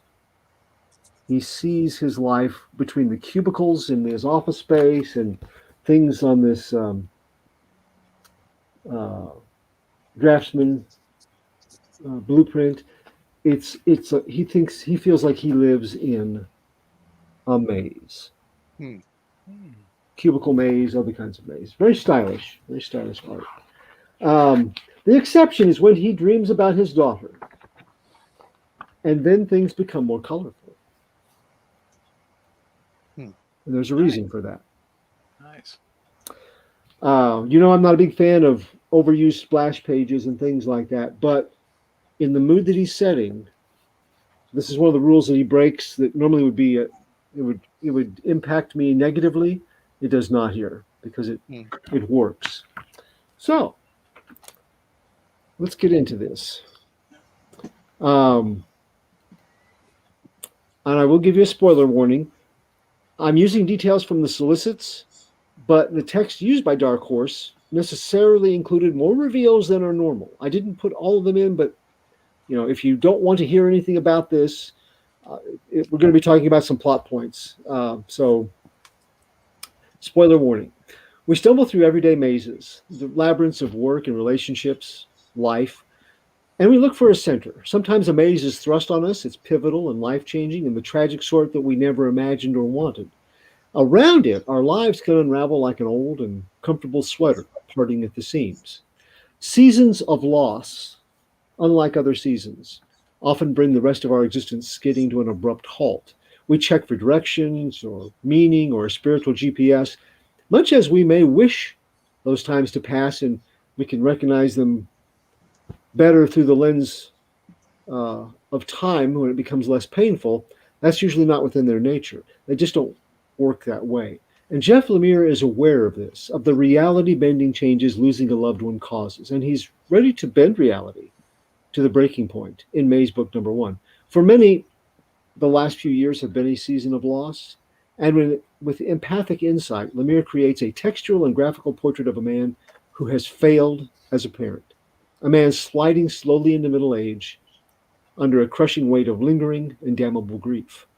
Will Warren is a building inspector coping with the loss of his 11-year-old daughter, Wendy, a decade past. His life is one of repetition, a routine of work, TV dinners, sleep, dreams, and memories. But with the passage of the years, those memories become replayed like mental videotapes, and they grow worn and indistinct. Will remembers the puzzles that Wendy used to do, the mazes that she would create and navigate, but not their details. He remembers Wendy, but as you saw from the one splash page, he can't recall her features, her face anymore. The unraveling red sweater, her favorite. He remembers that, but not where he stored it after she died. He's put all these things behind a mental door, a place for locking away the pain associated with her memories so he can function. But he's only barely functioning. And it's a vulnerable holding area, and the details have begun to escape. What's left for a father who feels he's failed his daughter, and then he can't even hold on to memories of her? Will keeps the rest of the world at arm's length while he imagines red sweater threads in sidewalk chalk art, or a scarlet string winding across that blueprint of his trade, the dreams of mazes and of his faceless daughter, until the night he gets a phone call. And the voice on the other end sounds like Wendy's. Jeff Lemire is writing for his project, and he's doing it in a style that reads like it was distilled from a vat of raw, numbing regret. He's creating a story which feels built on the experiences of someone who's known such loss and can identify with others who felt this kind of pain, and has captured their reactions with a thoughtfulness and clarity that Will would envy. Whether he's basing the story on his own experiences or focusing empathically on the losses he's seen others endure, it's insightful. And the sort that breaks your heart right alongside the protagonists. The losses that you've known well up, and in Will you can find a kindred spirit anchoring you to his story as if it's your own. And that's dynamic writing, I think. Also admirable is the brevity of his work. When writers speak of the difficulty scripting comics, it sounds like acknowledgement of the exacting and precise penning of short fiction. When we write novels, we have a lot of space for prattle, and bushes are beaten in search of a point sometimes. Short stories require more precision, conveying emotions and word pictures with very limited verbiage. Short fiction, The Cask of Amontillado always comes to mind, and comic book scripting are similar, but even more limited. Lemire's writing flows well, and while some pages have ample dialogue, mostly inner dialogue, there are others that are almost silent, and the result is added impact for a script already flexing dramatic strength. He handled the art and coloring chores as well for this book, and it hooks you into the mood. His sketches are very stylish and at times simplistic. For me, the simplicity works for the most powerful moments, a little bit less so for the lead-ups. In that Primordial for Image book, they broke down the style, Andrea Sorrentino broke the style down into two different approaches. And I kind of wish they had done that here. I think it may have worked better. But that's personal preference. Lemire's coloring kindles the motion of memories dimmed, details growing hazy. He puts Will into an almost monochrome world to sleepwalk through, while the mind's eye rendering of Wendy has more color. The recollections and dreams he has of her are more real to him than the everyday is for Will. And Lemire's approach color-wise establishes the truth in this. The lettering of Steve Wands for this issue is completely in tune with Lemire's graphic tone. The words are workaday, they're minimal. Like Will, they have a subliminalistic quality for most of the book, but they begin to rise with the urgency of the final page, the insistent sound of a cell phone waking you from a deep sleep, the distant and indistinct voice of a child on the phone. This isn't exactly a comic book horror tale, but then again, maybe it's the most unsettling kind of horror tale, the horror of real-world loss and hurt. The walking dead who forego making connections with others for fear of being hurt again. The disconnected souls who pass us daily, the dull eyes and the haunted expressions. This issue captures that haunted essence, and it shares it. Will's phantasms become our own. They're lingering and waiting to guide us into this new altered reality with the final page into issue number 2. Now, I'm uncertain how many issues this miniseries is set for. Number 2 came out this week. My comic shop didn't have it because it's in that the green area, I think, that Brian was talking about. Mm-hmm. I have it on order. They just didn't get it in yet. Based on the launch alone, I will be along for every step of the way on this book. My score for Mace book number 1 is 8.5 out of 10. Wow. That's pretty good. And that was the book that was recommended to me. Yeah. Yeah, I actually had my eye on it. So. Yeah. Joe, did you read it? I haven't bought it. I haven't bought into it. Okay. Yeah. It's like I said, it's not for everyone, but it really. My family has had some difficulties the last few years. Most of our families have, and losses and things, and it was like just being punched right in the stomach. And it took me a couple of weeks to give it some distance, to go back and reread it and appreciate it more. In a more take a step back way, you know. Yeah. And I think a lot of people are going through that kind of thing. So I think it could be a helpful book. So. Yeah. Well, because of your review, I'm gonna buy it for sure. Cool. So I'll take a look for it too. Yeah. Because I've never seen him do this kind of stuff. You know, it's a real departure for him, and I applaud that. When you're on the top of your game and you still stretch your muscles, I like that. That's cool. I'm sorry, Brian. What were you going to say? No, I was just going to say when I saw it, because it was on the back of Hellboy, and when I saw it, I was very intrigued with the artwork. But now I didn't know what the story was about. And now that you've what you've said has led me to it. So there we go. Cool. Very cool. Thank you very much, as always, Clyde. Thank Yeah. you. Thank you. Yeah. Let's catch up with the comments real fast. Rick Bradley says, now Comics published a Fright Night series based on the movie in the 80s, and some of those stories were pretty amazing, creepy horror. I remember those were good. And Remelian says, Al going back wrote Crota and Breed. I died in the first chapter. He won the Bram Stoker for Crota. Oh, very cool. Very cool. Nice. And see, Michael Lanning, thank you for showing up, my man. I hope you have a great evening. Give Nita a hug for all of us. And what was the name of the Stephen King movie? It's Kathy Bates. Yeah, that one for horror. Misery. Misery. Yeah, that was it. And let's see. Yes, there. And that's me writing, so never mind. I probably just see before he left. And Remelian answered, and I was a preteen when I watched that movie near the front row of the theater, and love the monochrome, but agree about the art style. It doesn't pull me in. I have to admit, I've seen he's one of a few people, Jeff Lemire, who are doing a lot of writing, but they also draw, like Philip Kennedy, who does the Superman in action books. He draws too, but I can't say I'm a big fan. I'm not a huge fan of his style. I like it, but it'd be good on the right show, on the right strip. It fits the tone of the book and everything. It's just, I really do wish they would have done that the change up with maybe another artist. They could have done a combination, I think. But overall, it's a small factor.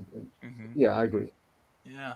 And let's see. And a lot of talking there about comics. Sarah says a lot of Stephen King's books are coming out in graphic novel form, and the images make them even creepier, just like my copy of Poe's stories and Poem's graphic novel adaptation.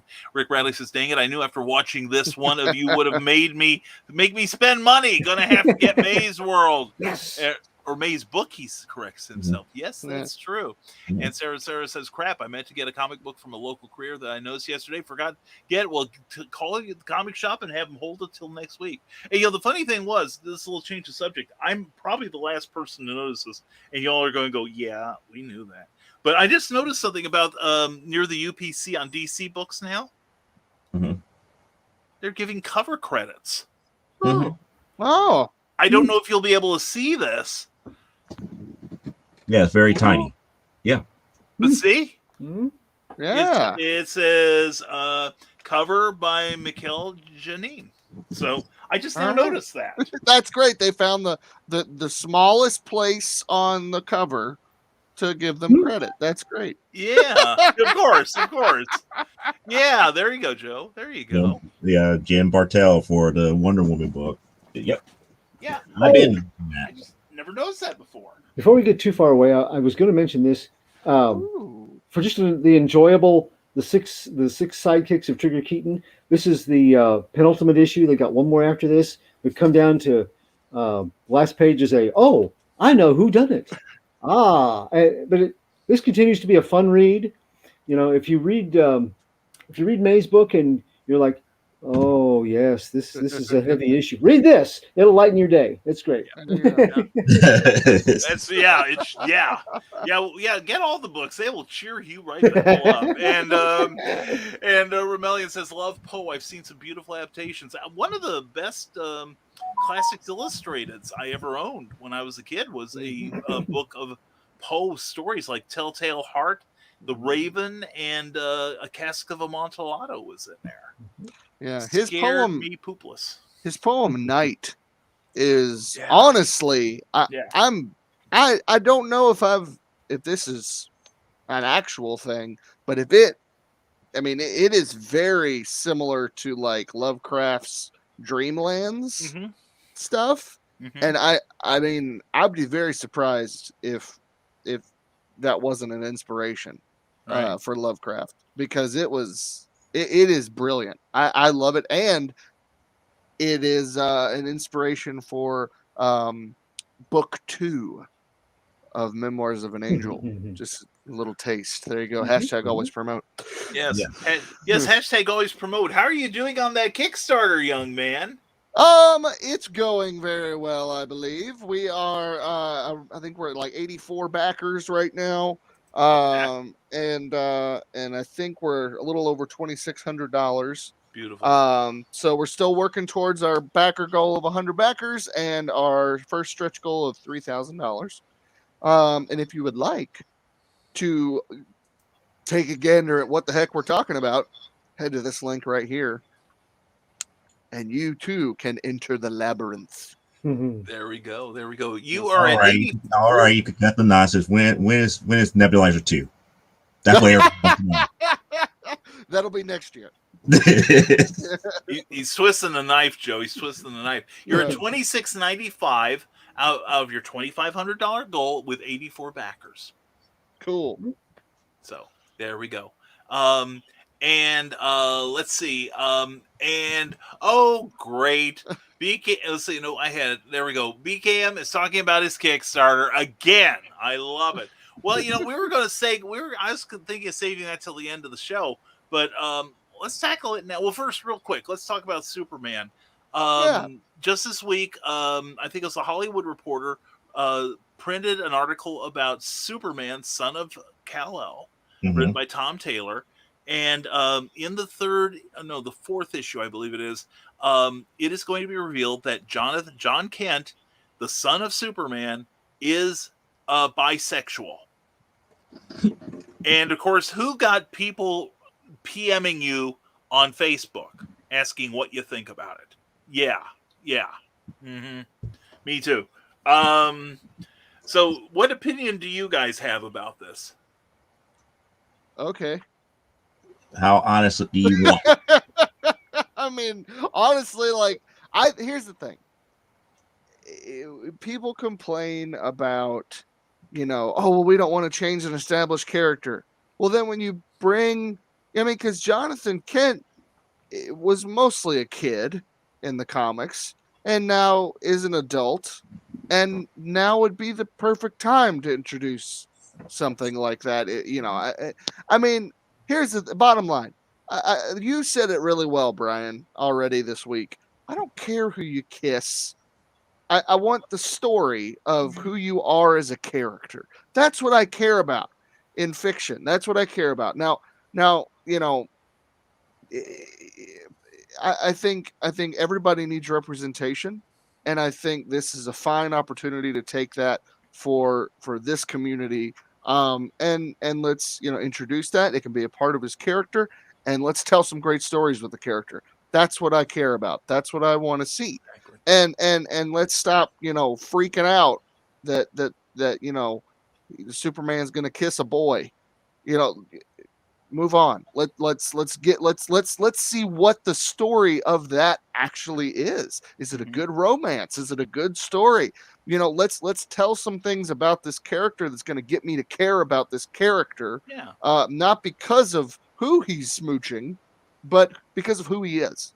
That's what I care about, and that's my response to all this. I think people need to chill out and let's enjoy the stories that they tell us. Yeah. But behind the scenes, we talked about this back and forth as it was unfolding. Most of my friends, they didn't get confused about which Superman it was, so I was impressed with that. I didn't get a lot of questions because they understood who they were talking about. Must be nice. But I had people that felt like it was just a cheap attempt to look progressive without any real change. That it was just a throwaway character that they just labeled it. Well, no, I disagree. Jonathan Kent is not a throwaway character. They've developed him and they spent some time on him. He's a great character. They've written some great stories with him. I have had other people that didn't want to see any kind of representation for gay people or bi people in comics. They've or felt like it was not their cup of tea, and they weren't interested, and they were about half offended. And then I've had others that thought it was a very nice approach to be inclusive to things that they felt were important about representation of characters in comics. So I saw all kinds of feedback, but I'm sitting there going, I am a narrative whore. I just want a good story. Yeah. If you keep telling me good John Kent stories, I don't care about anything else except, if it becomes a tropey affair, right. I won't like it. If it just talks about the relationships he has and nothing about superheroics or not very much, I'm not going to be as interested. I won't be as invested. Yeah. But as long as you continue to tell me good stories, great. And if it makes comics as a medium grow because more people feel included in the mix, great. I don't see it as any kind of a lose situation at all. But that's me. Hey, Joe, what do you think? Let's have it. I just want to get on a couple of things about everybody who's complaining the most about it. Mm-hmm. One, they have not read any story with Jonathan Kent. First and foremost. Thank you. Yep. Because one, if you ever read Super Sons, if you ever read Future State, Jonathan has been on record that he is not his father. Yeah. He is not Clark Kal-El at all. Right. By no means. Two, if you read those books, you see how he treats people in general. Mm-hmm. That's a part of his character, which makes that change, that what they're doing feasible. They're not just shoehorning this into this character. Right. This is a younger individual who is trying to learn his own way in life, discovering things on his own. Now the writers are saying, okay, we're adding this. Mm-hmm. And now it's not about, they're just doing this as a marketing ploy or anything like that. It's like it's part of the essence of that character. So when I heard about it, I went like, why does this matter to so many people? This has been established as opposed to how they did it with other characters. Mm-hmm. This goes to show you that these are nothing more than knee-jerk reaction based upon assumptions that being made about the mantle of Superman. If you actually understood what Jonathan Kent's character is about, you would sit back and be like, oh, it makes sense. Let's see where they're going. Yeah. But again, Jonathan being the newer character with Superman, with Clark's mantle, everybody's going to automatically shift to Jonathan's going to be more like Clark. It's like, no, Jonathan is his own individual, just like how Damian Wayne is his own individual when it comes to Bruce. Right. Mm-hmm. They're not the same person. You can't make them the same person. They are written completely differently. You have to understand that. And if you're not going to take the opportunity to read about it before you make that ultimate decision to say it's a good thing or a bad thing, then that tells me that you as a reader, if you are a comic book reader, is not a good judge of what's good or what's bad for this industry.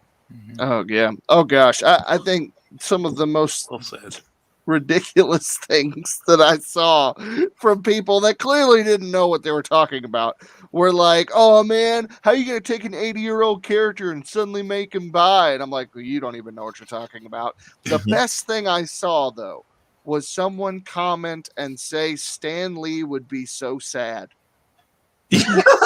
Wow. There was an article on Bleeding Cool today with Brian Michael Bendis and his Twitter feed. He's reported on Twitter that he has been getting all kinds of complaints about John Kent. Yeah. And a lot of people were writing to him saying, I'm never buying another Marvel comic again. Clearly you never have. What's wrong with you? And Tom Taylor, who is an excellent writer, and I can think of few writers more suited to do this adventure. He wrote back to Bendis, and he said, "Yeah, I'm getting a lot of that too." But then again, I keep getting confused with Tom King, so I understand that. So it's I think personally, you all have made some incredible points. I agree. I've said for the longest time, like back with the New 52, like the Superman I grew up with was not the Superman my father grew up on. Mm-hmm. And then it became a character that neither of us had grown up with. I mean, I was an adult when John Byrne revamped the Superverse. And I understand that comics have been made up till now for basically white adolescence. Mhm. And that's why I have always, I don't want to make me sound like all that. Please don't think that. But I have always been glad to see like a Gabe Jones in the Howling Commandos, or Jackie Johnson in the Easy Company, or fill in the blank, more representation, because look outside your window. Mm-hmm. That's what the world is.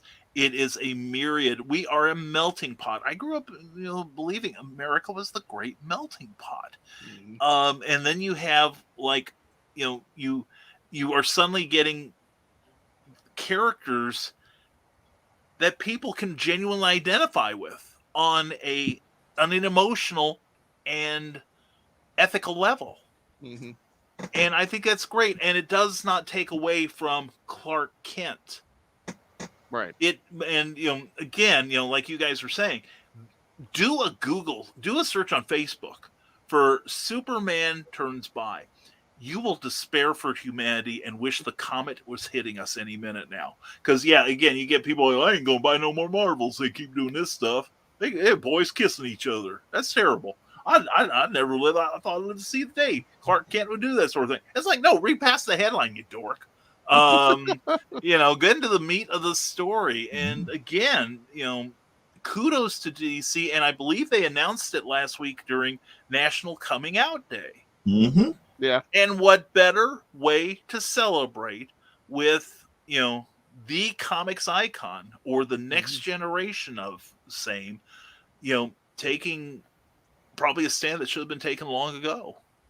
And think of this. I mean, back, when Spider-Man first came out, the appeal was Spider-Man represented a teenager who went to school, who wasn't a sidekick, and was his own superhero with his own problems, and so many people could understand what he was going through and relate to him. That's what this is, on this level, but not on every level. Yeah. That's the thing. Like, just because a character is bi doesn't mean straight people can't relate to this person anymore.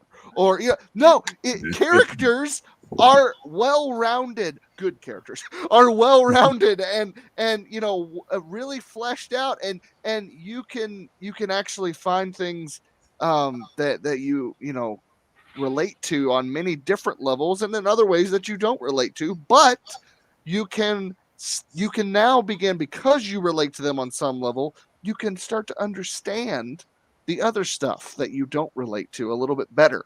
That's the importance of having characters of diversity in all levels, because people that don't understand can relate on some level and then begin to start to in others. That's why this is important.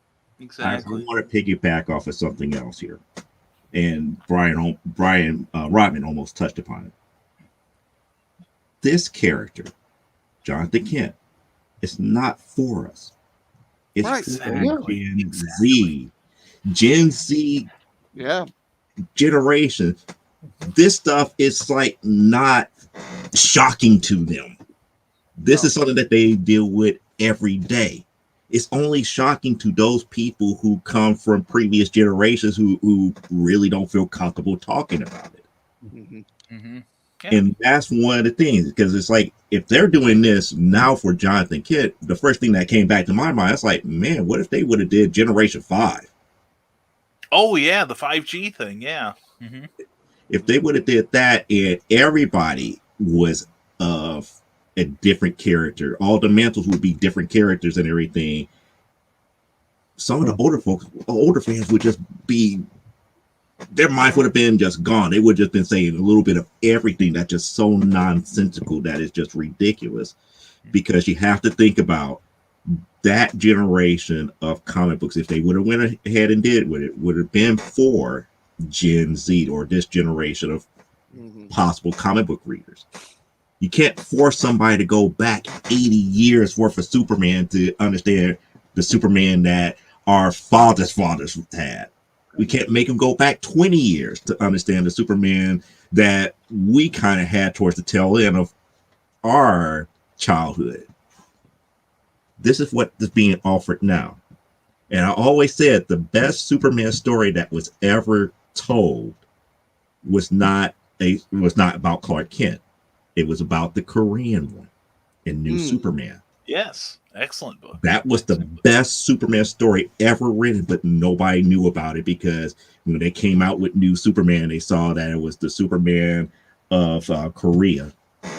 People were like, "Oh, that's good. That's a fad. That they just trying to market to get the Asian market." But if you actually read it, it actually read about how they were going about forming a new Justice League just for that particular society and the struggle that they went through. It was important. Yeah. Because it wasn't just about them being Asian. It was about a whole nation that needed hope. Yeah. And they was up here saying, what if the Justice League that we knew failed? Who going to take over from there? Yeah. Yeah. And they specifically biologically engineered these people to become the next Justice League. Mm-hmm. That's true. Yeah, and the reactions I'm seeing, from some fans, we talk about toxic fandom. And that is it in a nutshell. It's one of those things where sometimes you look into the abyss and sometimes the abyss looks back at you. And, I think some people with their reactions to this need a checkup from the neck up, frankly. We've got some comments coming in. Remillion says, I get pulling in new audience as long as there's a good story behind it, but I'm worried they are doing it just to make money. Well, they do everything just to make money. Yeah, I was gonna say, cynically speaking, that's kind of their overriding goal. But what better way than to create a character that may bring in people to reading comics, if only for the curiosity factor, if nothing else. So also to take their time and not make it like Joe said, not like oh, by the way, this character is gay. Yeah. Okay. Right. Well, perfect example. You've been writing it for 25 years, and we never got an indication of this. And it's a throwaway. That is a throwaway kind of thing. But I don't get that feeling from this at all. So no. This is not a Bobby Drake scenario. Exactly. Yeah. Or even North Star. North Star, yeah. That was a botched attempt. Yeah. That could have been North Star. That's kind of half because they always kept hinting that he was. Yeah. After the marriage issue that they really dropped the ball on it. Yeah. And I was disappointed because, yes, they, even when Byrne, his creation brought this forward and did everything but say, yes, North Star is gay. Then all of a sudden it's like, well, maybe he's not gay so much. He's half elf. That's it. He's half elf. That kind of struck me like Ellen DeGeneres dancing around, coming out, saying that she was Lebanese. It's just like, it's cute for a while, but you just had a moment and you blew it is what I see it as. And yes, Sarah, I would be interested in those magazines. Go Brian. And Rick Bradley says, here's my thoughts on this. They didn't change Clark to shoehorn that quality to him, so that was good. With it being the son of the first superhero, DC has a pretty heavy responsibility to get this right and not just throw it away like Marvel did with North Star. I hadn't read that, but I'm glad you agree with me on that. Yeah, I think the best, in my opinion, the best representation of a homosexual superhero is Midnighter. Yeah. I have not read because it's a part. The Authority, it's really good. Because he's a really good superhero character, badass. And I forgot the other character, his husband, Apollo. Thank you. Yeah. But they're married. But it's more of it's a better written Cyclops Jean Grey, relationship. They're both on the same team. They're both awesome. And that aspect of their character isn't the focus. That's just a part of their character. And I think hopefully that's what they do with Jonathan Kent. Yeah, I'd like to see that. Yeah. And Cindy Kemp says, if it's a book with a good story with a character who's insert quality here, cool. Yeah. If it's a book about a character who's insert quality here and there's some kind of story there, meh. Yeah, I think I see what you're trying to say, Cindy. I think the main thing is, like Clyde said, as long as there's a good story tied to it. And Sarah says, I need to make Rodman laugh more often. He's like the Pillsbury Doughboy, and I love it. All you have to do is, trust me, is just stick your finger in the middle of his stomach and just watch it come out, and he's just like, yeah. Oh man, talk about loving from the oven.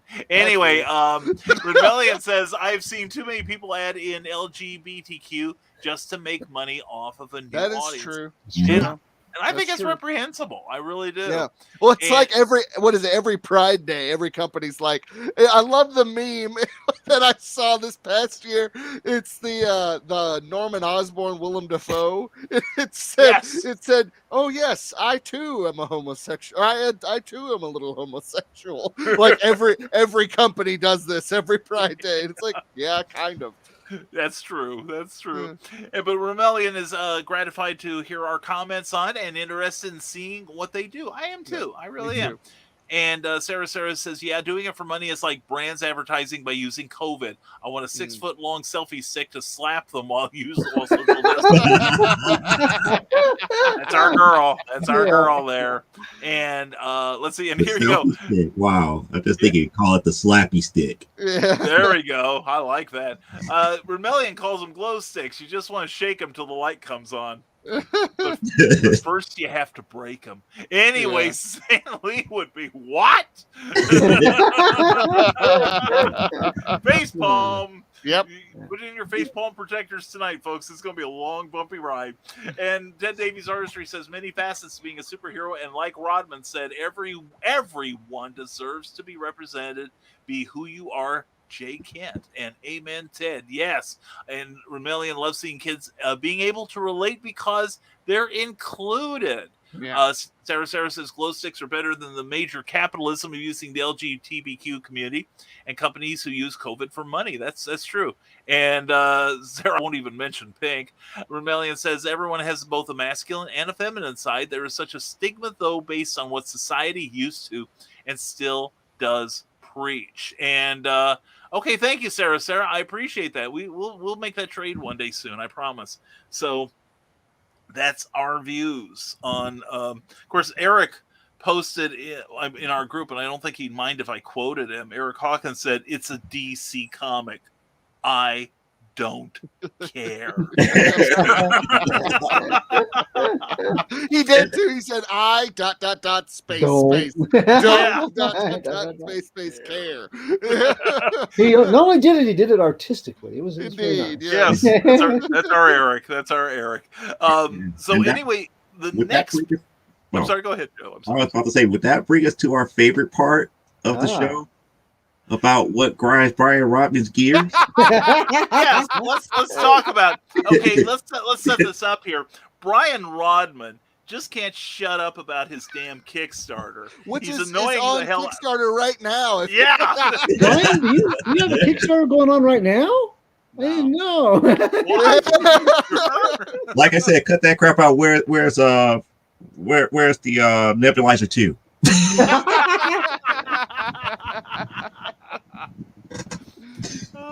So anyway, yes, some people are pushing back against some people talking about their Kickstarters. Now, Brian, do you want to relate your experience with this? Sure. You know what really grinds my gears? What grinds your gears, Brian?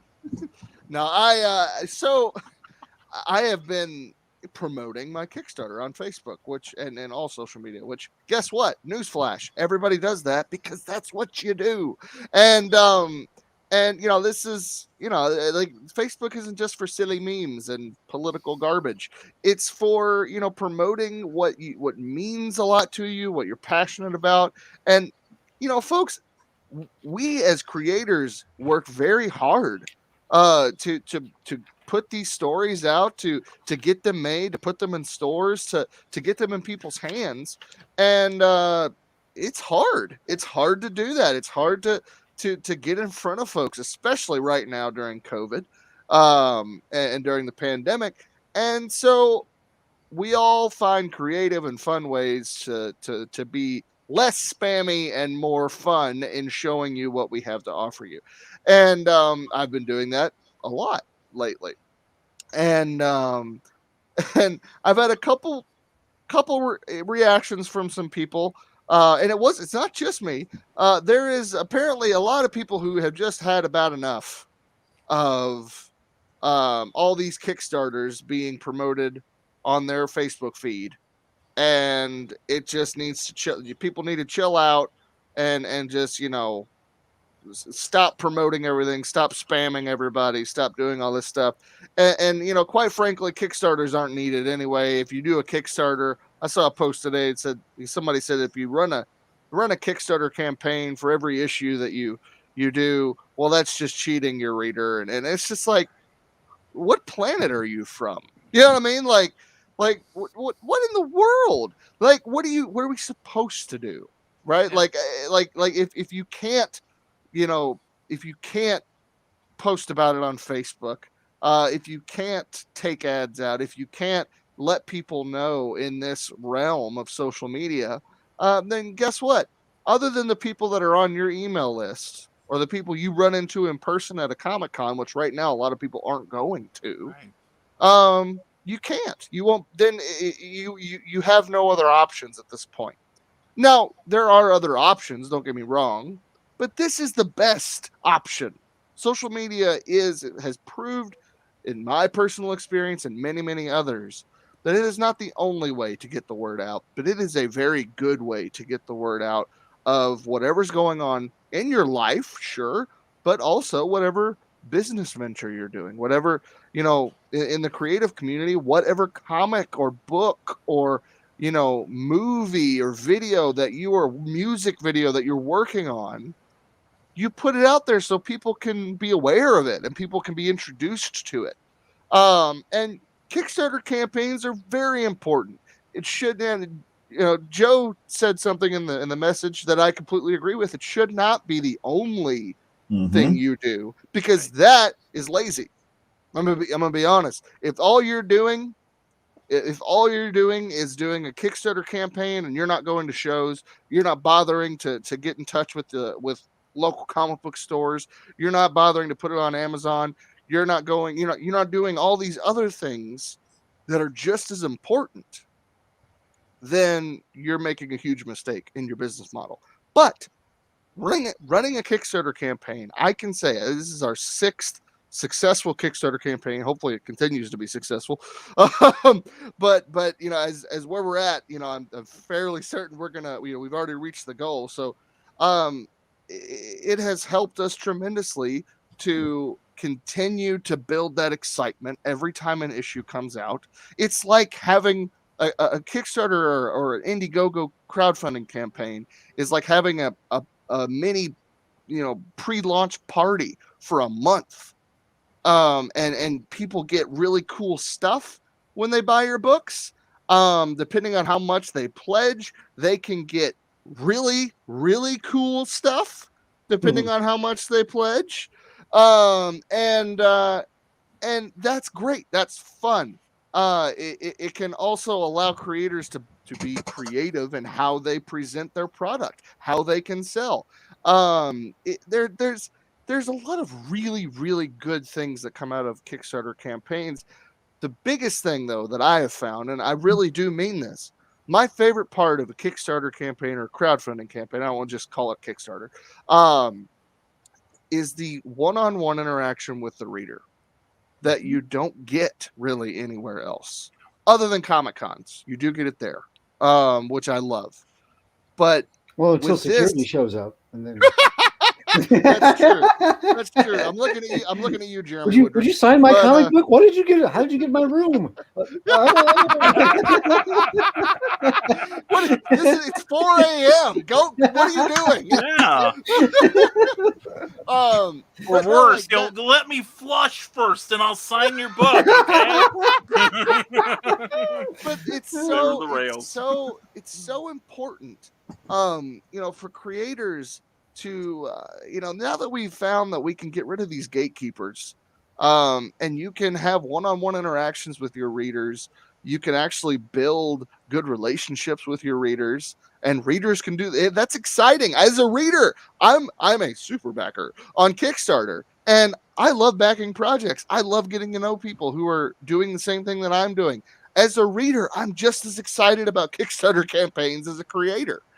And it is exciting. It is fun. So for somebody to come in and just crap on that whole experience for whatever reason, either you're a naysayer or, you've had a bad experience and you're jaded.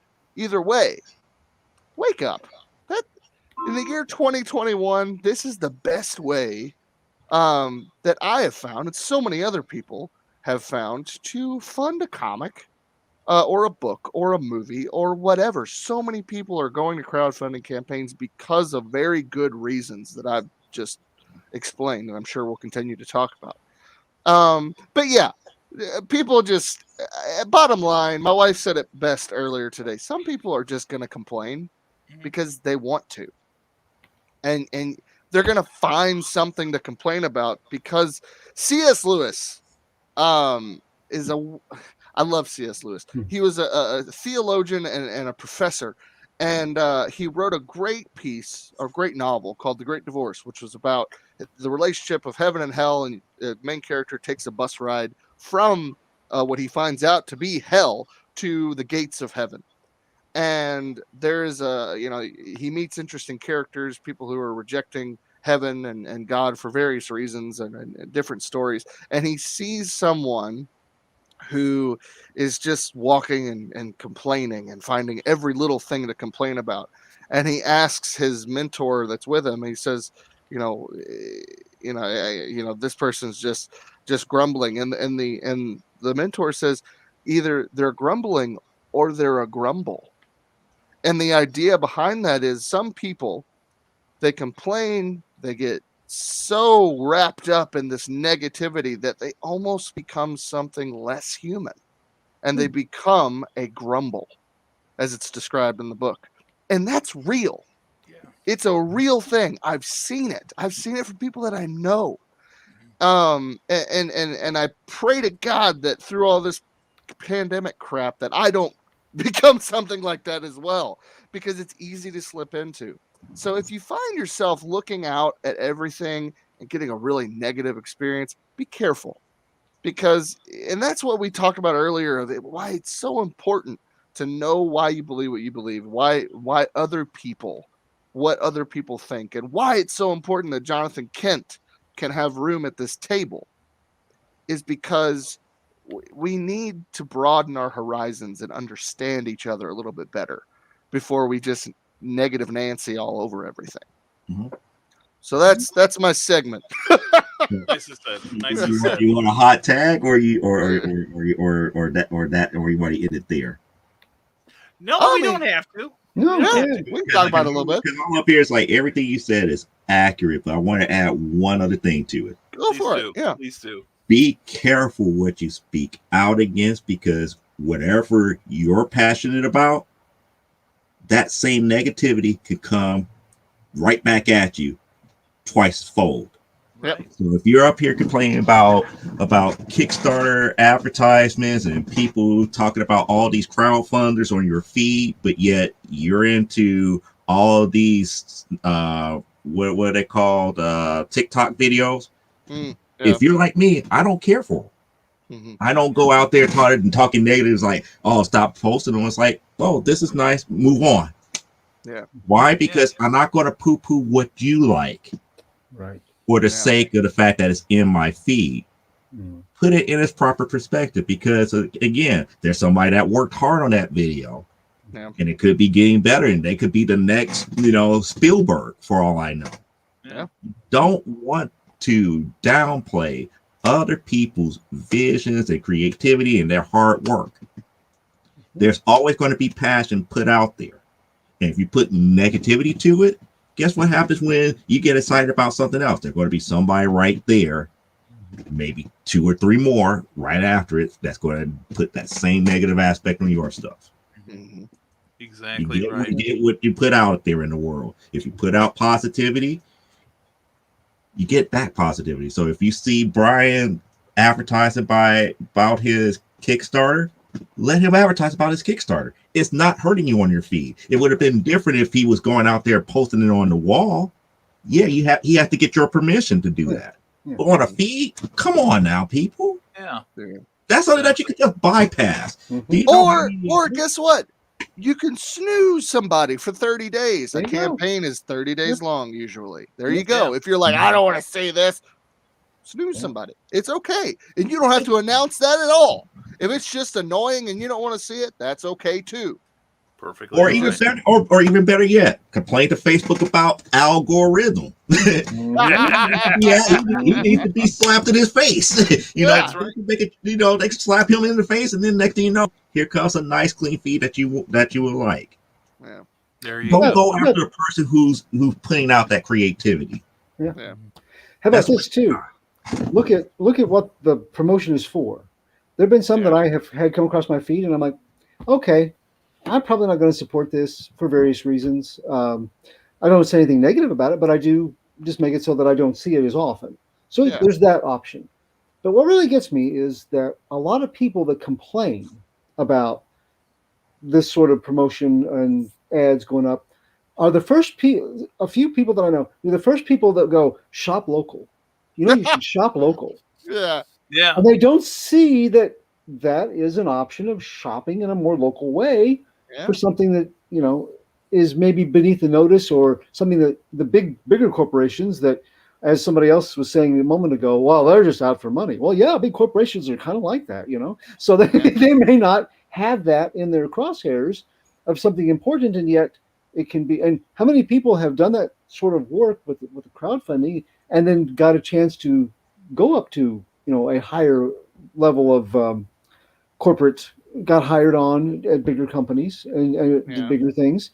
So look at it as a growth thing. Look at it as supporting local business. Check it, but first check it out. Don't just dismiss it as, there's another Kickstarter. Look it up. Take a few moments, check it out.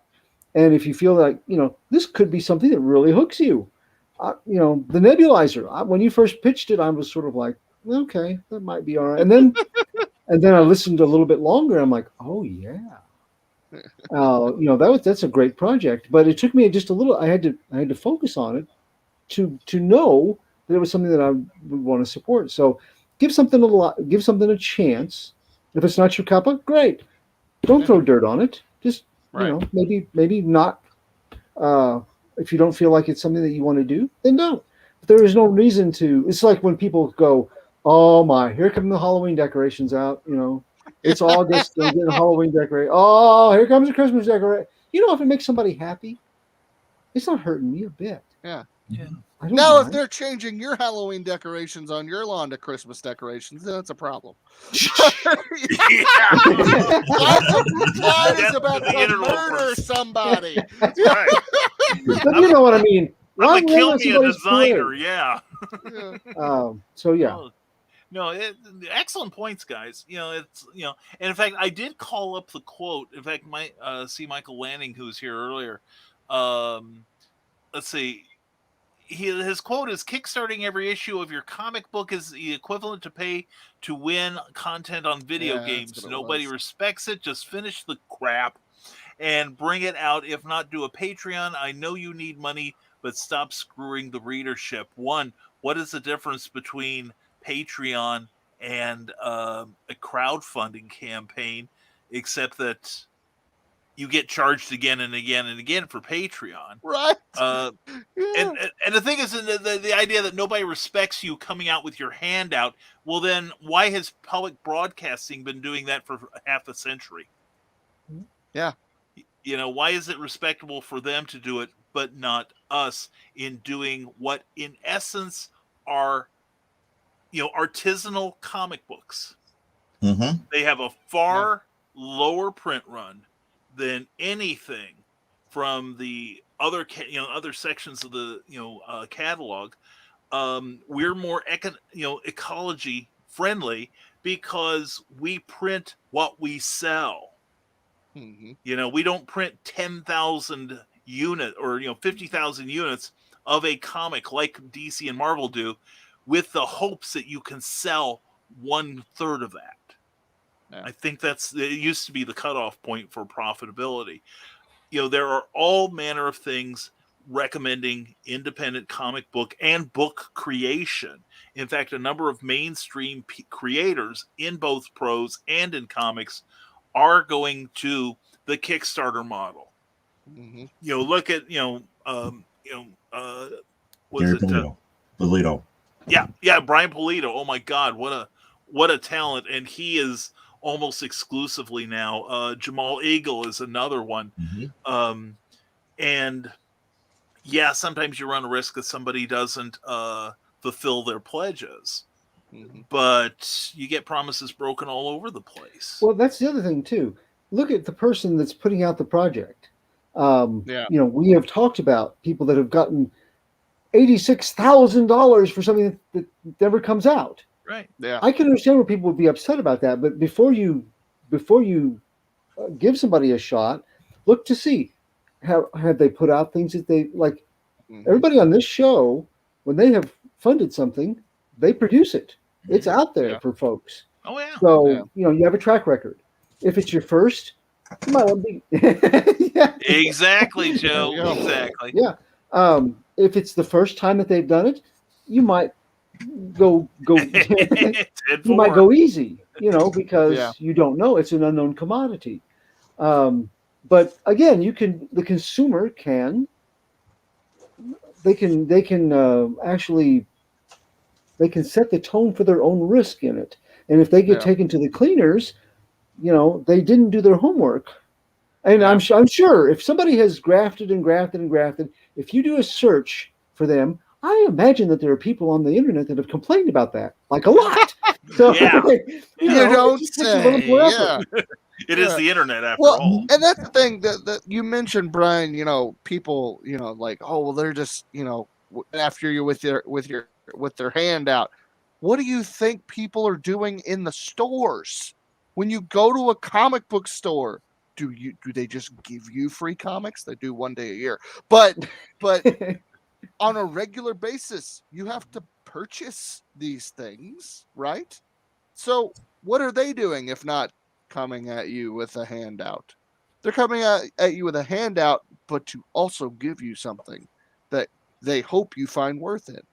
Mm-hmm. And that's how the world runs. So like that's why it baffles me when people just like, or if you charge for your artwork. People do that weird thought where, oh well, you're charging for your artwork. That's not the real artist. Screw you. Like how are you gonna eat? You know what I mean? Like, That's come also, on. you about to give me a plate of food for my art? Right. That's compensation. Yeah. Are you going to give me a bed to sleep in? for my art? Writers, fortunately, don't ever have a problem like that, do we, Brian? Oh heavens, no! Yeah, I've got this 40,000 page book that's written backwards in text speak. Would you? I'm just going to send it to you. And you can edit it for me. Yeah. You bet. Yeah, and I'll give you good exposure. Yeah, exposure. Yeah, the judge told me about doing that. Yeah, but you said my nuggets were not welcome in public. Yeah, my niblets. $2,000. They can use that exposure. I can pay them with exposure. Right. Yeah. I kept getting requests to write for this one fairly prominent website, and they said, well, we can't afford to pay you, even though they were like dripping with like advertisements and Amazon ads and everything. They said, but we can give you exposure. And then I looked at their readership, and they had a reach of something like 7 people at the time. And I'm like, but they're really loyal people. Yeah, they would almost have to be. Yeah, his mom, his grandmother, their dog. Yeah, but there's just so much to unpack from this. But see, the thing is, I see crowdfunding. There are people who publish their stuff. Eastman and Laird, for one thing, they cobbled together the money to publish their project. Yeah. Other companies started during the 70s and 80s. Richard and Wendy Penny and investors and such. Richard and Wendy Penny with ElfQuest. Exactly. They got a loan from her father, I think. Right. And they were eating tuna fish and just barely making ends meet to get this thing launched. So yeah. Well, and that's the thing that I keep saying that the technology today in publishing whether it's books or it's comics, and this now includes the funding, didn't exist 30 years ago. Nope. We had to wait for the technology to catch up with what we needed it to do.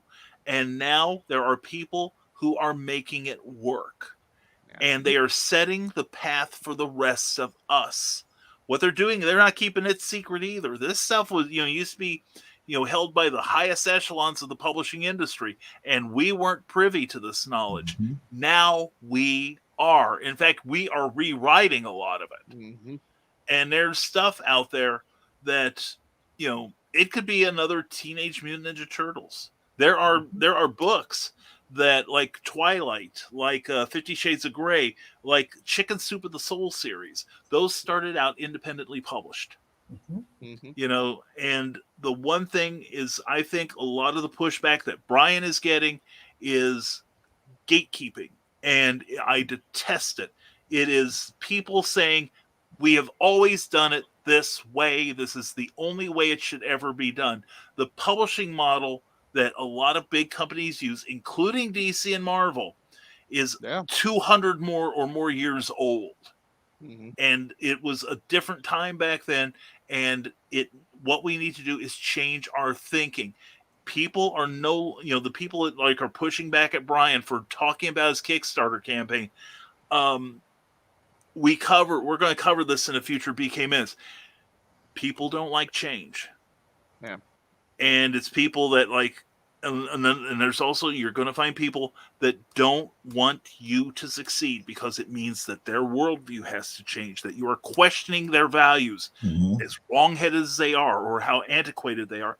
And they also don't want you to change, or they're fearful of this change because they don't have the courage to do what Brian's doing, what Joe is doing, what Clyde and I are doing. And it's comfort. We talked about it makes people uncomfortable. Yes. It isn't always like it isn't like they put up a banner and it's a big thing. It's really more of a slow discomfort at this is unfamiliar. Mm-hmm. It may touch on a topic that is uncomfortable for them to speak about, and so we should avoid it at all costs. Right. And in that pursuit, then it can become a real thing and a real obstacle and but a lot of times it isn't that much of a dire desire to crush it. It's just that it makes me feel, antiquated, uncomfortable, and I want to avoid it.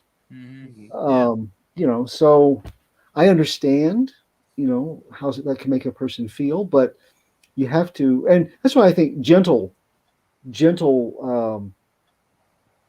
presentation, not the jarring slap in the face. I mean, everybody wants to be dramatic in the slap in the face moment of wake up.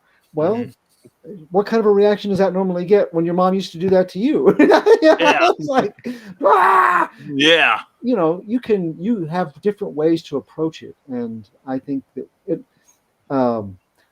I saw when Marvel movies started to become a big thing, and people that I knew were geeks and nerds and comic book folks were starting to come into their own. They started to get kind of this haughty attitude of, we knew this was good. Way before you did. You Johnny come latelys, you know nothing. And I'm like, dude, that is not the way to be an ambassador for the art form that you love. Yeah. Mm-hmm. Be kindly, did you have a friend that maybe took you by the hand and introduced you to the world of baseball when you were a kid? Mm-hmm. Be that guy. Yeah. To comic books, and graphic novels. Yeah. Yeah, and that's marvelous points. Thank you, Clyde. But also, if you push too hard, you critics, you're gonna wind up with what Brian did. And that was put up this big billboard on his page saying, people are complaining about me talking about it. Well, here's the link to it, losers. And what's even worse? You're going to get some a-hole who's going to repost it. And I've had quite a few a-holes do that today. I appreciate it. It's one of those things, I almost didn't post that because I was like, is this too salty?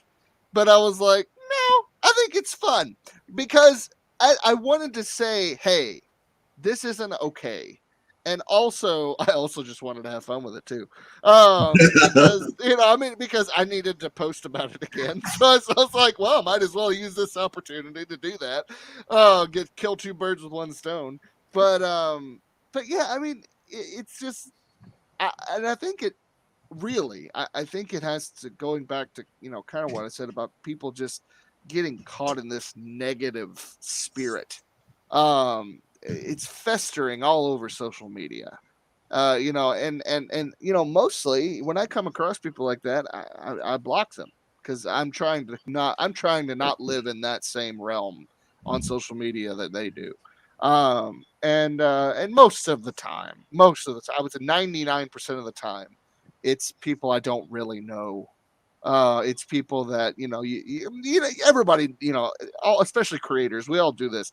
We kind of vet the friend requests, and then we'll give some people a chance, especially if they're artists or something like that. And you see what happens, and sometimes it works out beautifully, sometimes it's a nightmare. And when it becomes a nightmare, that's when you say, okay, well, I don't really know you anyway, so bye bye. And I don't even say anything to them. I'm just like, all right, cool, blocked. I mean, and I move on with my day. So that's what I did with the couple people that were and they didn't.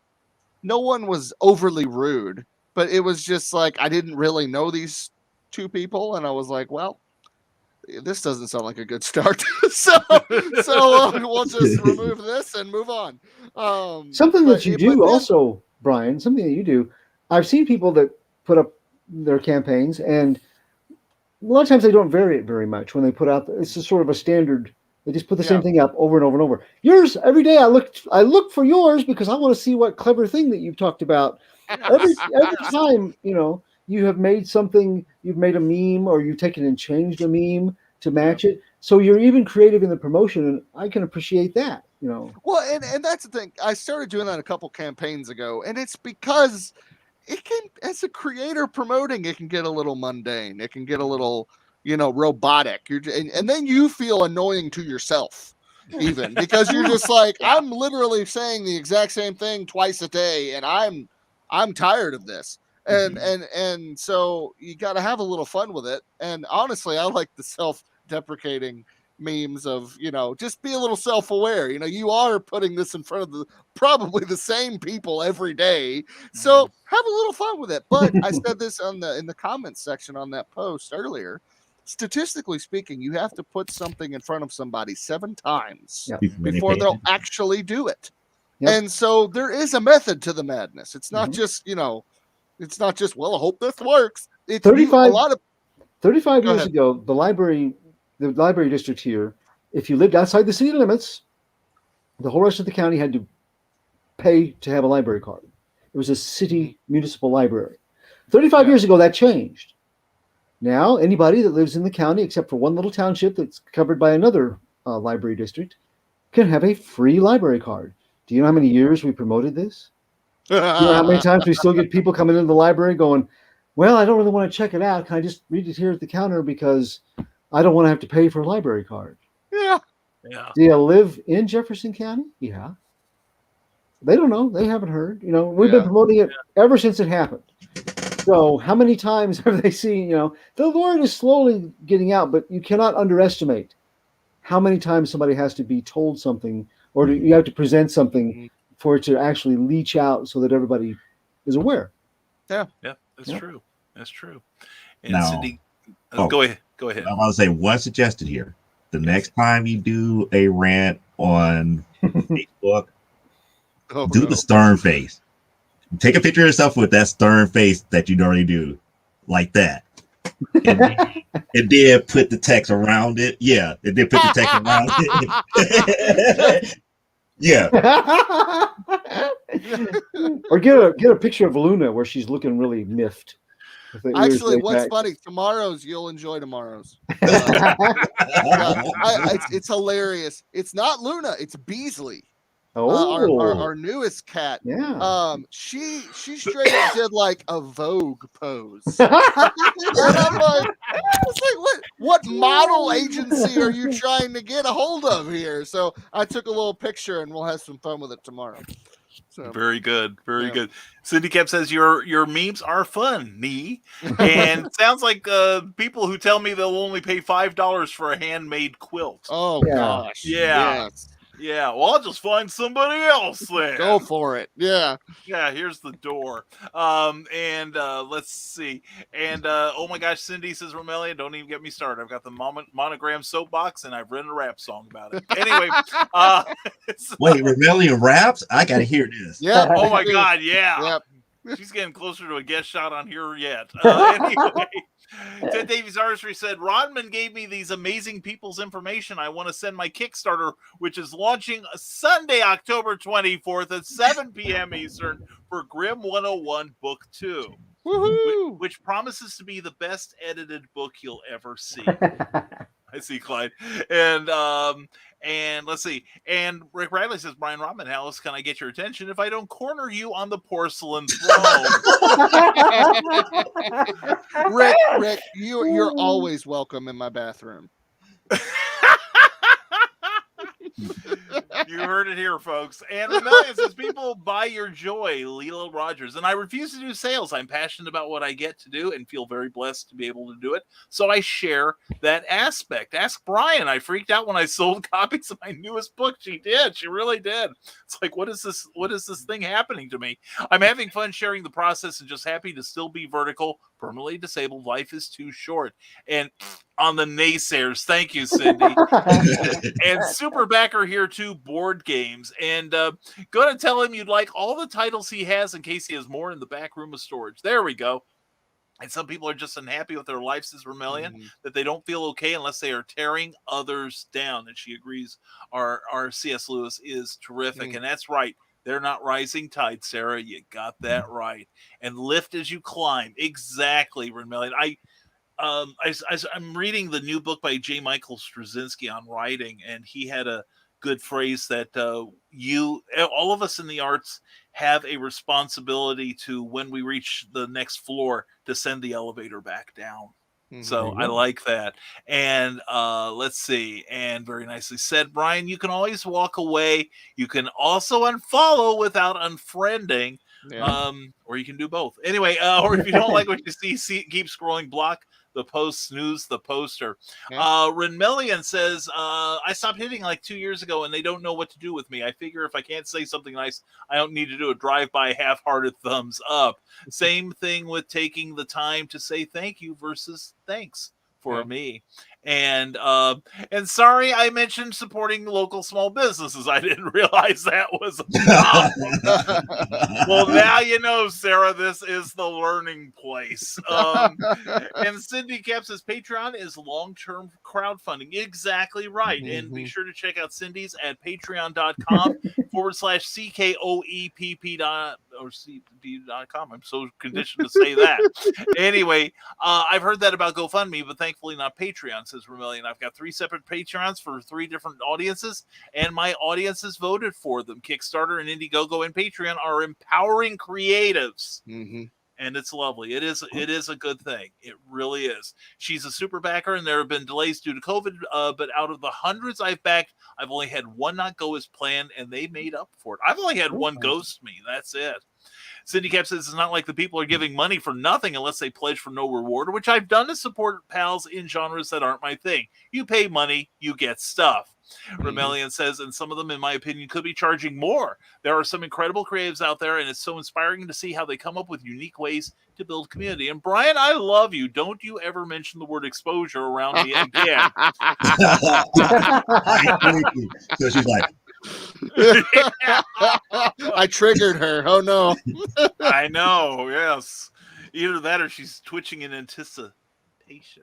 Anyway, Sarah supporting small business is cool, but then saying supporting indie authors, artists is horrible. That's where the problem is. That's not you for sure, but there are knuckleheads. That's true.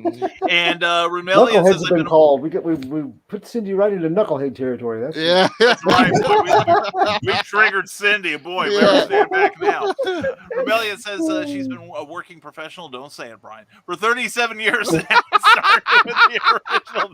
She knows me so well and have grown with it. There is so much I can do now that I couldn't back then. My daughter will have the same view years from now, and it's exciting. And also, I am not an a-hole, and I didn't just repost it again. People do not actually read. You have to post and repost. Cindy Kep says I posted twice a day on her feed and once on Comic Madness, and at least at the end of the campaign, still have friends going, you had a Kickstarter running? Yes. It is amazing to me how many people I will even talk to about the campaign. And then like the day before it, like the day of the ending, like I knew they showed interest. I'll shoot them a message or something like that. And they'll be like, oh, I didn't know that was running right now. I'm like, what? So good grief. Oh God, that's, it's like that old jokes about why are there holes in their faces? They're teaching themselves how to eat, So anyway, and Rumelian's going to post it on TikTok, Joe. Oh, excellent! And great show, Fab 4. Thank you again, Ted Davies Artistry. Thank you, brother. Glad you were here. And we got through the comments and. Rumelian's getting ready to launch a Kickstarter, and I'm prepped for that. Yes, Captain, emotional shields on full. So, because you need them. So, has this been the longest comic book spectrum? Yes, this has. I don't believe we have gone 2 hours and 50 minutes before. I don't think I thought I heard the sound of a shattered record back there somewhere. Yeah. See, somewhere. Wait, hold on. Quality viewing that you get when I'm on the show. Exactly. But somewhere I can hear Bobby Nash cackling. Yeah. Bobby Nash is going, next time I'm on, hold my beer. Yeah. I keep kidding Bobby that we're going to have to do like a record breaker. It's like I'll bring him on at the start of the if we make it 1100 for our challenge, we'll bring them on at the start of the 12-hour show. It'll probably wind up being a 20-hour show, and I'll just be sitting there going, keep talking, Bobby. He's fascinating. I think he's fascinating. So are they broadcasting a filibuster? No, it's that special show, Brian. Oh, okay. Yeah, and I can't convince Cookie that no, Cookie, I want to do less broadcasting, and she's like, really? I don't believe you. There's no evidence. There's massive evidence to the contrary. And yes, good show. Thank you, Carl Wisman. Much appreciated. Rumelian, great show all. Let's see. Let me get there. There we go. Happy to finally catch one. Hugs to you, darling. Glad to see you. I want to be on. Have 2 boxes of comics. 12-hour. You can't threaten us like that. And woot, says Cindy Keb. All right. We got the official woot from Cindy. So anyway, thank you, everyone who is on the chat tonight. Whether you're with us or not right now, we thank you all. You've helped make this a great, great show. And you're part of the reason this is almost 3 hours long. That we're not taking all the rap. And tell Cookie I don't believe you either.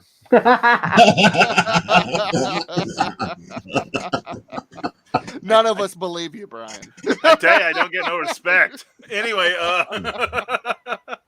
but anyway, a huge thank you to Clyde Hall and Brian Rodman, and especially Joe D. McPhee, who, Joe, we can't tell you in all sincerity how much we appreciate you showing up at virtually the last minute. Yeah. But thank you. It's sincerely appreciated, and we love your contributions to this show.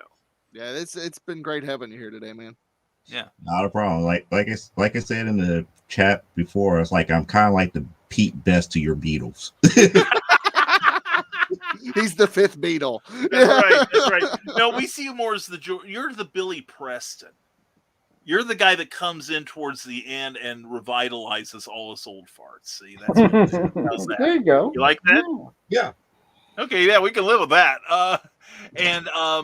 And Cindy says, I hope Eric is well and his brother's recovering well. We all pray for Brian Rodman and for Eric. Thank you. And we definitely do. And thank you so much, Cindy. And Romelian says, hugs and kisses. Stay safe. Stay well, all. You too, Darwin. Thank you for being here. It's been such a treat. Love to Val and the rest of the family. And she had something that, it's like she's Marvel. Her husband Val is DC. So it's kind of like, it probably sounds like Appomattox at dinner time. So anyway, I can only imagine. So anyway, Rebellion says, Beatles, haha, McCartney called the Stones a blues cover band. Shots fired. We are, we'll take on bisexual John Kent. We'll take on does Batman go down on Selena Kyle. We'll take on anti-crowdfunders, anti-vaxxers, but we're staying the hell out of that one. Because we know our limits. All right. So anyway, I think it's time we wind this thing down. Let's see if we can get this under 3 hours somehow. And so anyway, let's start around the room. We'll start with Clyde, then Joe, then Brian, and then I'll close it out. And gentlemen, tell everyone here why you are so awesome and where they can keep up with your amazing exploits. Let's start with Carl. Or excuse me, Clyde. I'm thinking. Hello, Carl, come back quick. They need you. Yeah. I'm going to go downstairs and get some coffee, guys. Until I get back. Okay, well, I'll tell you what. If you want to know about awesomeness, B-Man. Imagine, what if you suddenly found yourself able to become any B-movie character from the silent era to the golden age of Hollywood? What would you do? What would you not do? If your Criswell speaks, you would ally yourself with a fake psychic advisor, and you would do some good in 1966 era Chicagoland. Solving mysteries, catching bad guys, catching bad girls. There's new pulp with a 60s vibe in every B-Man story, and where can you find them? www.stormgatepress.com, because my B-Man stories are in Pulp Reality 1 and Pulp Reality 2. They're available on Amazon, but if you go to Stormgate Press at the www.stormgatepress.com link, you will find all kinds of other stories besides the Pulp Reality compilations. You will find things like Captain Hawkland, Charles F. Millhouse's new pulp character and all of his adventures. You'll have stories by Brian K. Morris and other great writers. So check it out. Also, where you can find me, I'm here every Thursday night. You can follow me on Facebook. You can follow me on Twitter under Clyde Hall on Facebook, or Radiating Positive Vibes with author Clyde Hall on Facebook, or at CJ Hall 1984 on Twitter. Also, this week, this Tuesday, October 19th, I will be a guest on the Dastardly Dingoes as we continue the world's finest team-up of their Rising Tide Broadcast Network shows. It's Comic Book Spectrum. It's half CBS. It's half Dingo. It's a monster mashup. And I will be along to put the Hall in their Halloween season this week. There we go. Thank you, Clyde. And contributing the soundtrack is the one. I have to give the old school Super Fresh theme song. There you go. That. I thought it was beautiful. Okay, Jody McPhee, tell everyone where they can keep up with you, please. Okay, pretty much you can keep up with me. You can catch me Saturdays at 9:00 p.m. Central Standard Time on From the Death of a Small Press Publisher. That's pretty much my podcasting show where I talk about comics, where I do comic book reviews, talk about different things in comics, and do interviews here and there. You might want to catch up on some of my reading material here. I have like Prime Time Saturday Night, which has 4 issues already out and available on the cgcstudios.com, as well as our flagship comic, which is Amazonia, which I'm currently working on issue number 7 as of right now. All of those are available on our company website, which is the cgcstudios.com. It is now currently on KDP, where you can actually download it to your Kindle. We had to make some changes because of changes with Comixology. And issue number 7 for Amazonia should be kickstarted probably early next year, and also be looking out for our first attempt into role-playing game for the Primetime Saturday Night series. We got an upcoming role-playing game for that, which is kind of like a standalone role-playing game. We're this close for finalizing the first module to go along with the actual core rule book here. And once that is done and is looked over by the curator of the gaming engine, who is better known as the Mighty Manatee Man, Anthony Tucker, we'll be ready to get it over to my editor, and then we're going to put it out there on print, and we're probably going to end up kickstarting that probably sometime in December, if we're lucky. Keeping fingers crossed. Definitely looking forward to that, Joe. And thank you again for being here, my friend. Yes. Much appreciated. And now let's go to Brian Rodman. And anyway. So the two main characters of Memoirs of an Angel, Moriel and Acalian, have entered into the mind of young Jonathan, which you see before you. Inside this mind is a possessed kingdom, the kingdom of endless night. Join Moriel and Acalian as they venture through the mind of Jonathan and enter into the most unholy place that they've ever been, the Labyrinth. Issue 8 of Memoirs of an Angel picks up right where that leaves off. Memoirs of an Angel is a horror fantasy comic book series about a ragtag group of infinite and finite beings that race through time and space to rescue a broken and bitter witch hunter from the clutches of the Dark Kingdom. What does Jonathan have to do with a broken and bitter witch hunter? Buy the book and find out. This is a perfect time to jump on the series. We are in the beginning of the end of Volume 2. And this is, just trust me when I say, this is the best time to jump in if you haven't already. Head to this link right here, and it will take you directly there. We have some really cool reward tiers, and we have some catch-up tiers, digital and physical options. The coolest tier, in my humble opinion, Oh Toys. We partnered with them for the Nebulizer comic to create a very cool action figure. We did it once more to create Moriel. This is the one of the higher tiers, of course, and each one out of 10 figures that are made, Luna wants to say hi to. You like the toys? You don't get to play with them.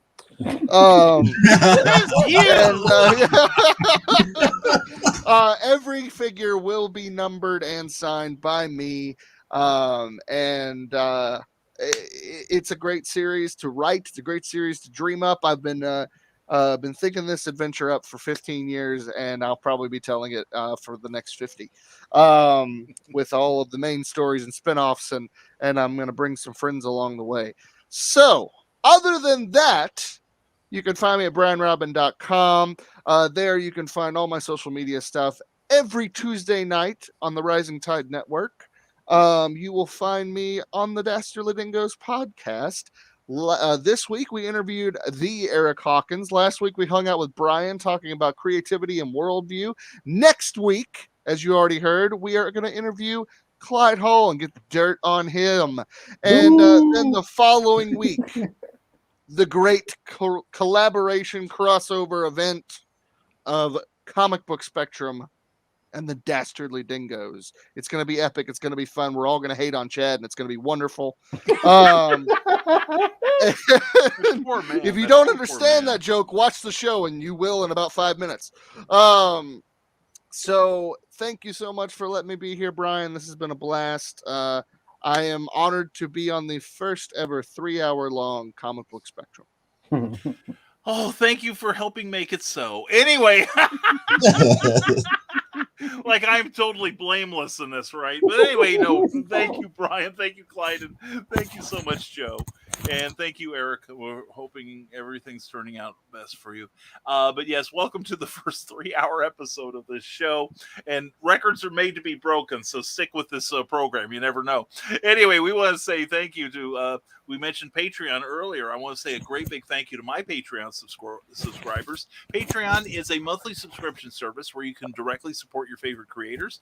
And the least of of benefits is that you get your name showing up on our program here. Holy moly, who can resist that? And anyway, these people have signed up for to look at my exclusive blogs, works in progress, etc.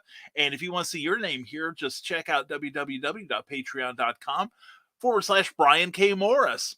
Also, don't forget the Rising Tide Broadcast Network. We bring you entertainment 7 days a week on a variety of subjects, from cigars and alcoholic beverages to comic books and publishing and writing and science and all kinds of cool stuff. We are like PBS, but more fun.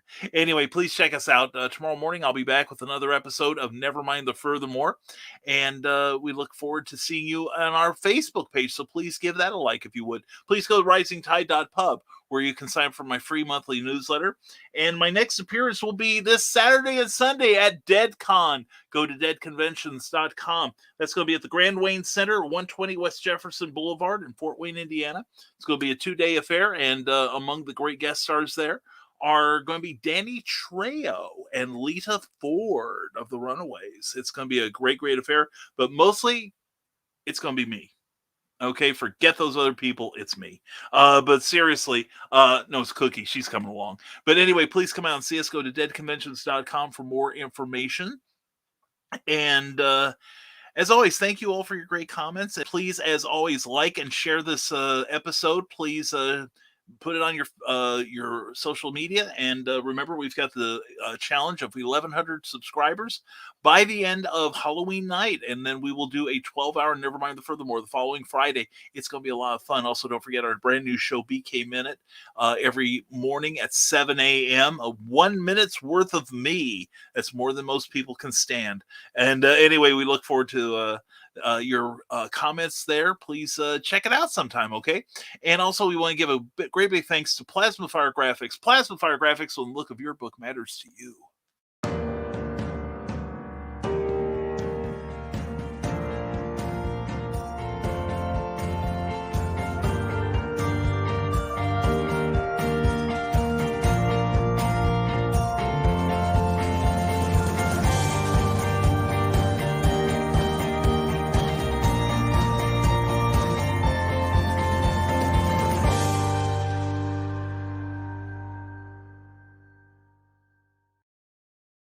Check out their Facebook page. Check out their website, plasmafiregraphics.com. Check out the great work they do, because you can afford it. Trust me. Go to plasmafiregraphics.com. Plasma Fire Graphics, when the look of your book matters to you, because it definitely matters to your readers. And so we'll see you tomorrow on Nevermind the Furthermore. And as always, folks, stay smart, stay safe, wash your hands, and never apologize for being awesome. Thank you for watching Comic Book Spectrum. We'll see you next week. Take care, everyone.